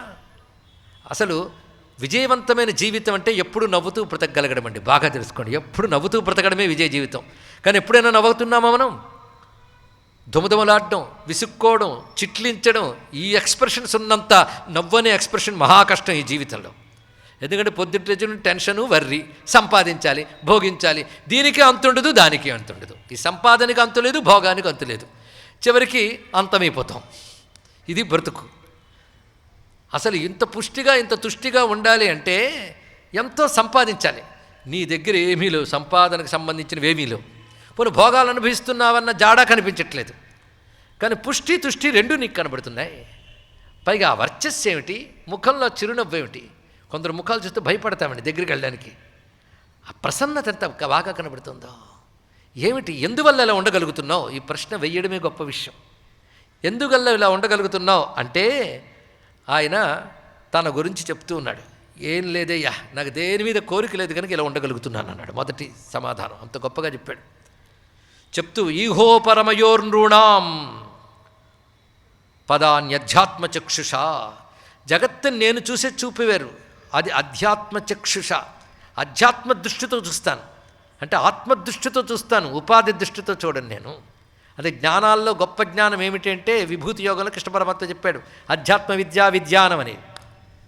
ఆ అధ్యాత్మ దృష్టితో చూస్తాను కనుక నాకు అంతటా ఒకటే కనబడుతుంది. అంతా ఒకటే కనబడినప్పుడు నాకు ఇది కావాలి ఇది అక్కర్లేదని లేదు. అంతటా ఏది కనబడుతుందో అదే నా స్వరూపం. అది నాదై ఉన్నప్పుడు అది కావాలని లేదు, అది నాదై ఉన్నప్పుడు అది పోయేది లేదు. కనుక అది హేయము కాదు, ఉపాధేయము కాదు. నాది కానిదేది నాకు అక్కర్లేదు కనుక అది ఉపాధేయం కాదు, అక్కర్లేనిదేది నాకు కావాలనుకోను కనుక అది హేయము ఉపాధేయము రెండూ కాదు అని చెప్తూ ఉన్నాడు ఆయన. ఇది హేయోపాధేయ వర్జిత నామంలో మనం చూస్తాం. పైగా నువ్వు సామాన్యుడు కావయ్యా, భక్త్యా కేవలయా జ్ఞానం ధునోతి ధ్వాంతమర్కవత్, నువ్వు కేవలం విష్ణు భక్తుడువు, భగవాన్ హృద్గత సదా, నీలో ఎప్పుడూ భగవంతుడున్నాడు అని ప్రహ్లాదుడితో అంటున్నాడు. సామాన్యుడు అండి 5 ఏళ్ల నాడే పరమాత్మని సాక్షాత్కరింపజేసుకున్న మహానుభావుడు ఆయన ఇక్కడ. అందుకు నీకు చెప్పడం వేరే అవసరమా? నీకన్నీ తెలుసు. అనేక జన్మలు ఎత్తుతూ ఉంటాడు మానవుడు కోరికల చేత, కోరికలతో కర్మలు చేసి కర్మల వల్ల జన్మలు ఎత్తుతాడు. ఆఖరికి ఈ జన్మ లభిస్తుంది. ఏ జన్మ? మానవ జన్మ. ఈ జన్మ ఏంటో తెలుసా? స్వర్గాపవయుగ్గయోర్ద్వారం తిరశ్చాం పునరస్యవా. ఇది స్వర్గ మార్గానికి మోక్ష మార్గానికి ద్వారం వంటిది ఈ నరజన్మ. గొప్ప మాట చెప్పానండి. మానవ జన్మ స్వర్గానికి మోక్షానికి ద్వారం వంటిది. ద్వారం అంటే త్రూ. దీని ద్వారానే నువ్వు స్వర్గానికైనా మోక్షానికైనా వెళ్ళగలవు. స్వర్గం అంటే ఇక్కడ చేసిన పుణ్యకర్మల వల్ల వచ్చేది స్వర్గం. ఇక్కడ అఖండమైన జ్ఞానం వల్ల వైరాగ్యం వల్ల వచ్చేది మోక్షం. ఈ రెండూ పొందడానికి పనికొచ్చేది ఈ శరీరం. అయితే స్వర్గానికి వెళ్తే మళ్ళీ వెనక్కి వస్తావు, మోక్షానికి వెళ్తే వెనక్కి రావు. ఏదో తేల్చుకో. అయితే ఒకటి మనయం, జ్ఞానం లేకపోతే పోయే. పుణ్యకర్మలు చేసి స్వర్గానికి వెళ్తే మళ్ళీ వెనక్కి క్షేమంగా మంచి జన్మలు వస్తాయి. కనుక అదేనే చేయాలి.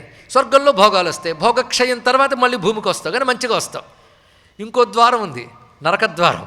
అది పాపకర్మలు చేసే వాళ్ళకి అది ఈ శరీరంతో చేస్తాం కనుక మూడో ద్వారం మీరు కలపకండి. పాపకర్మలు చేస్తే నరకద్వారం ఉంటుంది కదంటే దాని గురించి ఇక్కడ చెప్పట్లేదు. పుణ్యకర్మలు చెయ్యవయ్యా, స్వర్గానికైనా వెళ్తావు. అంతకంటే గొప్పది మోక్షం కనుక జ్ఞానంతో సాధన చెయ్యు అని రెండు చెప్పారు ఇక్కడ. దాని పనికొచ్చే శరీరం ఇదే. ఇలాంటి శరీరం మళ్ళీ రాదు. ఇలాంటి శరీరం వచ్చేక కూడా ఎవడైతే సరి అయిన సాధన చేయడో వాడు భగవంతు ఇచ్చిన అద్భుతమైన అవకాశాన్ని చేజార్చుకున్నవాడే అవుతాడు. ఇది బోధండి. గొప్ప జ్ఞానాన్ని తెలియజేస్తున్నాడు. ఎవరండి? ఇదే వింటున్నది. ఒకానొక ఎవరో తెలియని ఒక ఆయన అంటున్నాడు మట్టి కొట్టుకుపోయిన దేహంతో. ఎవరితో? ప్రహ్లాదుడి వారితో. ప్రహ్లాదుడు బుద్ధిగా వింటున్నాడు, ప్రత్యక్షాన్ని జాగ్రత్తగా వింటున్నాడు. అత్రాపి దంపతి, నా ఇంత తెలిసి కూడా ప్రతి వ్యక్తి ఇక్కడ సుఖాల కోసం వివేకాన్ని మర్చిపోయి కర్మలు పోగు చేసుకుని అనేక జన్మలు ఎత్తుతూ ఉంటాడు. అసలు సుఖం అనేది ఎక్కడుందో తెలుసా? సుఖమస్యాత్మనో రూపం. సుఖం నీ స్వరూపం. సుఖం నువ్వై ఉంటూ కూడా సుఖం ఎక్కడో ఉందనుకుంటున్నావు.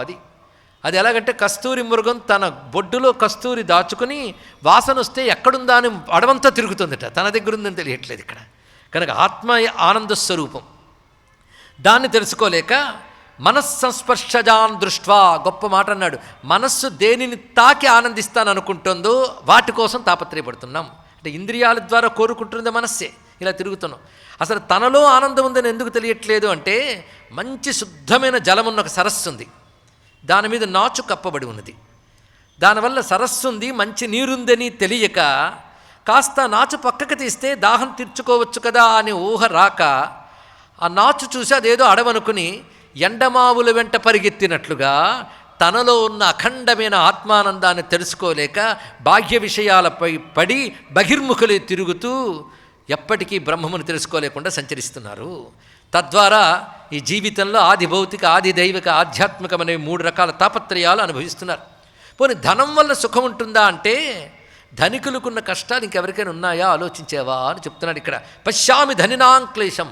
వాళ్ళకున్న క్లేశములు సామాన్యం కాదు. వాళ్ళు తెగ విచ్చలవిడిగా ఖర్చు పెడితే ఒక ప్రమాదం, పీనాసి వాళ్ళ దాచుకుంటే మరో ప్రమాదం. పైగా వాడికి అందరి నుంచి భయమే ఏర్పడుతుంది సుమా. ముందు వాడికి నిద్ర ఉండదు, ధనికుడికి నిద్ర ఉండదు. ఎందుకంటే ఆర్జన దుఃఖం ఒకటి, దాన్ని దాచుకునే దుఃఖం ఒకటి, ఇత్యాదులన్నీ ఉంటాయి. పైగా రాజత చోరత శత్రోహ, ప్రభుత్వం రైడింగ్ ఎప్పుడు చేస్తూనే భయం ఒకటి ఉంటుంది, దొంగల భయం మరొకటి ఉంటుంది. పోనీ చక్కగా ఇందులో నేను దాచుకుందామా అంటే సైబర్ క్రైముల వాళ్ళ ప్రమాదాలు కూడా ఉంటాయి. ఏం చేస్తాం? దొంగతనం మనం దాచుకుంటున్న కొద్దీ దొంగలు తెలివితేటలు కూడా పెరుగుతుంటాయి. అలాగే శత్రుబాధలు ఎలాగుంటాయి, ఎలా తీసేసుకుందామా అని. ఇవాళ మన చోటు అంటుకుంటుంటే ఎవడో శత్రువు వచ్చి కబ్జా చేయొచ్చు. వాడికి రాజకీయ నాయకులు అంటుందనుకోండి, ఏం చేస్తావో చేసుకొని బయట ఇస్తాడు, ఏం చేస్తావు నోరు మూసుకుంటావు. ఇలాంటి ప్రమాదాలు ఉంటాయి. ఆఖరికి స్వజనాత్, తన వారి నుంచే ప్రమాదం ధనికుడికి ఉంటుంది తెలుసుకోండి. ధనికుడికే తన వాళ్ళు అనబడే వాళ్ళు కూడా శత్రువులే. ఆఖరికి జంతుజాలాల నుంచి కూడా ప్రమాదం ఉంటుంది వాడికి, కాలంతో ప్రమాదం ఉంటుంది తెలుసుకో. అంతేకాదు శోకము, మోహము, భయము అనేది విషయములు పోగు చేసుకున్న వాడు ఎవరికైనా తప్పదు. అందుకే నేను అవేం పోగు చేసుకుంటకుండా ఉన్నాను కనుక ఆనందంగా ఉన్నాను, నాలో నేనే ఆనందిస్తూ ఉన్నాను. ఇక శరీరానికి అంటావా, దానికి ఏది పోషణ దొరికితే ఆ సమయానికి ఏది అవసరమో అది తీసుకుంటాను. అందుకే నేనున్న దాన్ని అజగర వృత్తి అంటారు. అజగర వృత్తి. అజగరము అంటే కొండ చిలువ. కొండ చిలువ అలా పడి ఉంటుంది, ఏదైనా దగ్గరకు వస్తే తింటుంది, లేకపోతే అలా ఉంటుంది. నేను అంతే.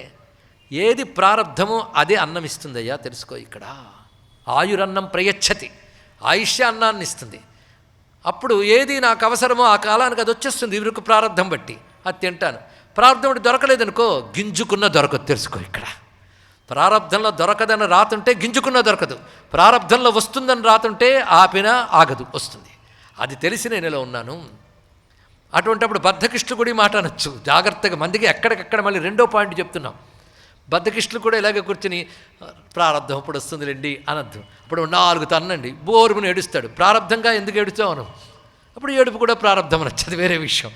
ఈ వాదనకు అంతు లేదు పొంతు లేదు. కానీ ఎవడు స్వాత్మస్థితిలో ఉండే బ్రహ్మానందంలో ఉన్నాడో వాడు తన తనువును కూడా విస్మరిస్తాడు, వాడి స్థితి అది. అటువంటి వాడు ఆడవలసిన మాట ఇది. దీన్నే అజగర వృత్తాంతము అని పేరుతో భాగవతంలో 8వ అధ్యాయంలో కనబడుతుంది విశేషంగా. అదే ఇక్కడ చెప్పబడుతుంది. ఎవరు అజగరము? అజగర వృత్తి. అజగర వృత్తి అంటే కొండ చిలువలా నిశ్చలంగా ఒకచోట స్థాణువులో ఉన్నాడు, తన స్థితిలో ఉన్నాడు. అంటే బద్ధకిష్టిగా అలా పడుకున్నాడు. ఎవడైనా భోజనం పెడితే తింటాను కదా అర్థం. అతడికున్నంత చురుకుతనం మరికెవడు ఉండదు, జ్ఞానికున్నంత చురుకుతనం ఇంకెవరికి ఉండదు. చూడండి, అలా ఉన్నాడు. అదిగా బాలోన్మత్త పిశాచవత్తులా కనబడుతున్నాడు. జడుడు వలె కూడా కనబడతాడు, కానీ జడుడు కాడు, పూర్తి చైతన్య స్వరూపుడు, చిత్స్వరూపుడు, పరమానందంగా ఉన్నాడు. ఆయన ప్రారంధవశాత్తు ఏదొస్తే తీసుకుంటాడు, లేపైనా ఉంటాడు. అలాగా లేపైనా ఉండగలిగాడంటే ఆత్మజ్ఞానికి అద్భుతమైన శక్తులు ఉంటాయి లోపల. ఇది పెద్ద రహస్యం అండి. బ్రహ్మవేత్తకు అద్భుతమైన శక్తులు ఉంటాయి. అందుకే బ్రహ్మవేత్త కళ్ళతో చూస్తే చాలు మన రోగాలు పోతాయి. అలాగని నీ రోగాలు పోతాయి నేను చూస్తాను చూడ్డువాడు. తన దగ్గర మహిమ ఉందని కూడా తాను అనుకోడు, కానీ మహిమలకు ఆస్పదమైన బ్రహ్మమే తాను అనుకున్నాడు కనుక తప్పకుండా ఆయన నుంచి మహిమే ఉంటుందండి. అందుకే మేము చంద్రశేఖరేంద్ర సరస్వతి స్వామివారి వద్దకు వెళ్ళి ఒక్కసారి ఆయన చూపు పడితే చాలు బ్రతుకు మారిపోయేందుకు అంటే నీకు బాగుండుగాక అని ఆయన అనలేదు, అని నారాయణే అన్నారు. కానీ ఆయన సాక్షాత్ బ్రహ్మైవభవతి అయిన బ్రహ్మస్వరూపులు కనుక బ్రహ్మమే తానైనటువంటి వారు బ్రహ్మము వలె సర్వమహిమాన్వితులై ఉంటారు. ఇదొక రహస్యం. ఒక సుఖయోగేంద్రుడు, ఇటువంటి మహాత్ములు అలా ఉంటారండి. కనుక అటువంటి త్రిగుణాతీత స్థితికి చెందినటువంటి అవధూతగా కనబడ్డాడు ఆయన. అంటే అజగర వృత్తిలో ఒళ్ళంతా దుమ్ము పట్టుకుని పోయినవాడు ఎవడు? ఆ యోగి, ఆ మహాత్ముడు. అక్కడ ఈ విధంగా చెప్తూ ఉంటే ప్రహ్లాదుడి వారికి బ్రహ్మజ్ఞానాన్ని బోధించాడు. కనుక మాకు ఇది నింద్యము అది అనింద్యము అని లేదు. నాహం విందే నచస్తౌమి, నేనెప్పుడు నన్ను నేను పొగుడుకోను, నన్ను నేను నిందించుకోను. నేను ఎవరినో తెలుసా, నాకు ఎన్ని డిగ్రీలు ఉన్నాయో తెలుసా అని చెప్పుకోను, తన గురించి చెప్పుకోడు. పైగా అందరూ విషయాల్లో తిరిగిపోతున్నారని ఎవరిని నిందించను, ఎందుకంటే వారి ప్రాప్తం వాళ్ళని తిప్పుతుంది, ఎవరి కర్మానుసారంగా వెళుతుంది. కనుక ఎవరిని నిందించను, స్తుతించను. నన్ను నేను నిందించుకోను, నన్ను నేను స్తుతించుకోను. అందరికీ శుభాన్ని మాత్రం కోరుకుంటాను. సర్వభూత హితే రతః, అందరూ క్షేమంగా ఉండాలి, అది మాత్రం కోరుకుంటాడు బ్రహ్మవేత్త. తెలుసుకోండి, ఇక్కడ సమదృష్టితో ఉంటాను. ఎందువల్లంటే ఉతైకాత్మ్యం మహాత్మని, గొప్ప మాట అన్నాడు. ఉత ఏకాత్మ్యం మహాత్మని. ఏకాత్మ్యం, దీనికి తాదాత్మ్యం అనవచ్చు. మహాత్మతో తాదాత్మ్యం కలగడం వల్ల, ఇంకా చెప్పాలంటే తాదాత్మ్యం కంటే గొప్ప మాట ఐకాత్మ్యం. మనం తాదాత్మ్యం అనే మాట ఎవరికి తెలియదు చెప్పండి. ఇంటికెళ్ళి సీరియల్ చూస్తే వచ్చే తాదాత్మ్యం ఉంటుంది. పొయ్యి మీద ఉన్న పాలు మాడిపోయినా తెలియదు, అది తాదాత్మ్యం అంటే. తాదాత్మ్యం అంటే అర్థం చెప్పడానికి చెప్పాము ఇక్కడ. ఆ తాదాత్మ్యం అంటే ఇంకో ప్రపంచం పట్టదు. పిల్ల ఏడుస్తున్న వినపడదండి, అదేమిటో అద్భుతం. ఈ తాదాత్మ్యం, ఐకాత్మ్యం అంటే అర్థం అందులో కనబడే అత్తగారి క్యారెక్టర్ నేనే అనుకున్నంత స్థితి అనమాట. అది ఐకాత్మ్యం, అది దానితో మమైకం, మరి కిందకి రారు. అయితే వీళ్ళ తాదాత్మ్యం ఎలాంటిదంటే మహాత్మని ఐకాత్మ్యం. మహాత్మ అంటే పరమాత్మ, బ్రహ్మము. అంటే పూతాత్మ పరమాత్మ చ, ఆ పూతాత్మ పరమాత్మ మహాత్మ ఆయన బ్రహ్మము, ఆ నారాయణుడు ఉన్నాడే, ఆ నారాయణతో ఐకాత్మ్యం అయిపోయారు. అంటే బ్రహ్మమునకు అభిన్న స్థితి అండి. నది సముద్రంలో కలిసిపోయిన స్థితి ఇక్కడ, అది ఏకత్వం. అలాంటి ఐకాత్మ్యం కలిగినటువంటి వాడికి స్తుతించదగ్గదే లేదు, నిందించదగ్గదే లేదు, సర్వము బ్రహ్మమే. ఆ స్థితిలో బ్రహ్మైక్యం చెందిన వాడిని ఉన్నాను, ఇది నా యొక్క స్థితి అంటూ అద్భుతంగా బోధించాడు.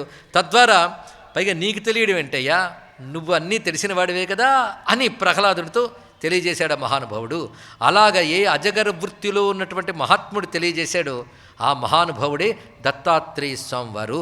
నరసింహస్వామిగా స్తంభాన్ని చీల్చుకువచ్చి హిరణ్యకశిపుని ఛేదించి ప్రహ్లాదుని అనుగ్రహించినటువంటి ఆ నారాయణ బ్రహ్మమే జ్ఞానంతో మోక్షం వస్తుంది కనుక జ్ఞానోపదేశం చేయడానికై అజగర వృత్తిలో అవధూతగా గోచరించాడు దత్తాత్రేయ స్వామి వారు.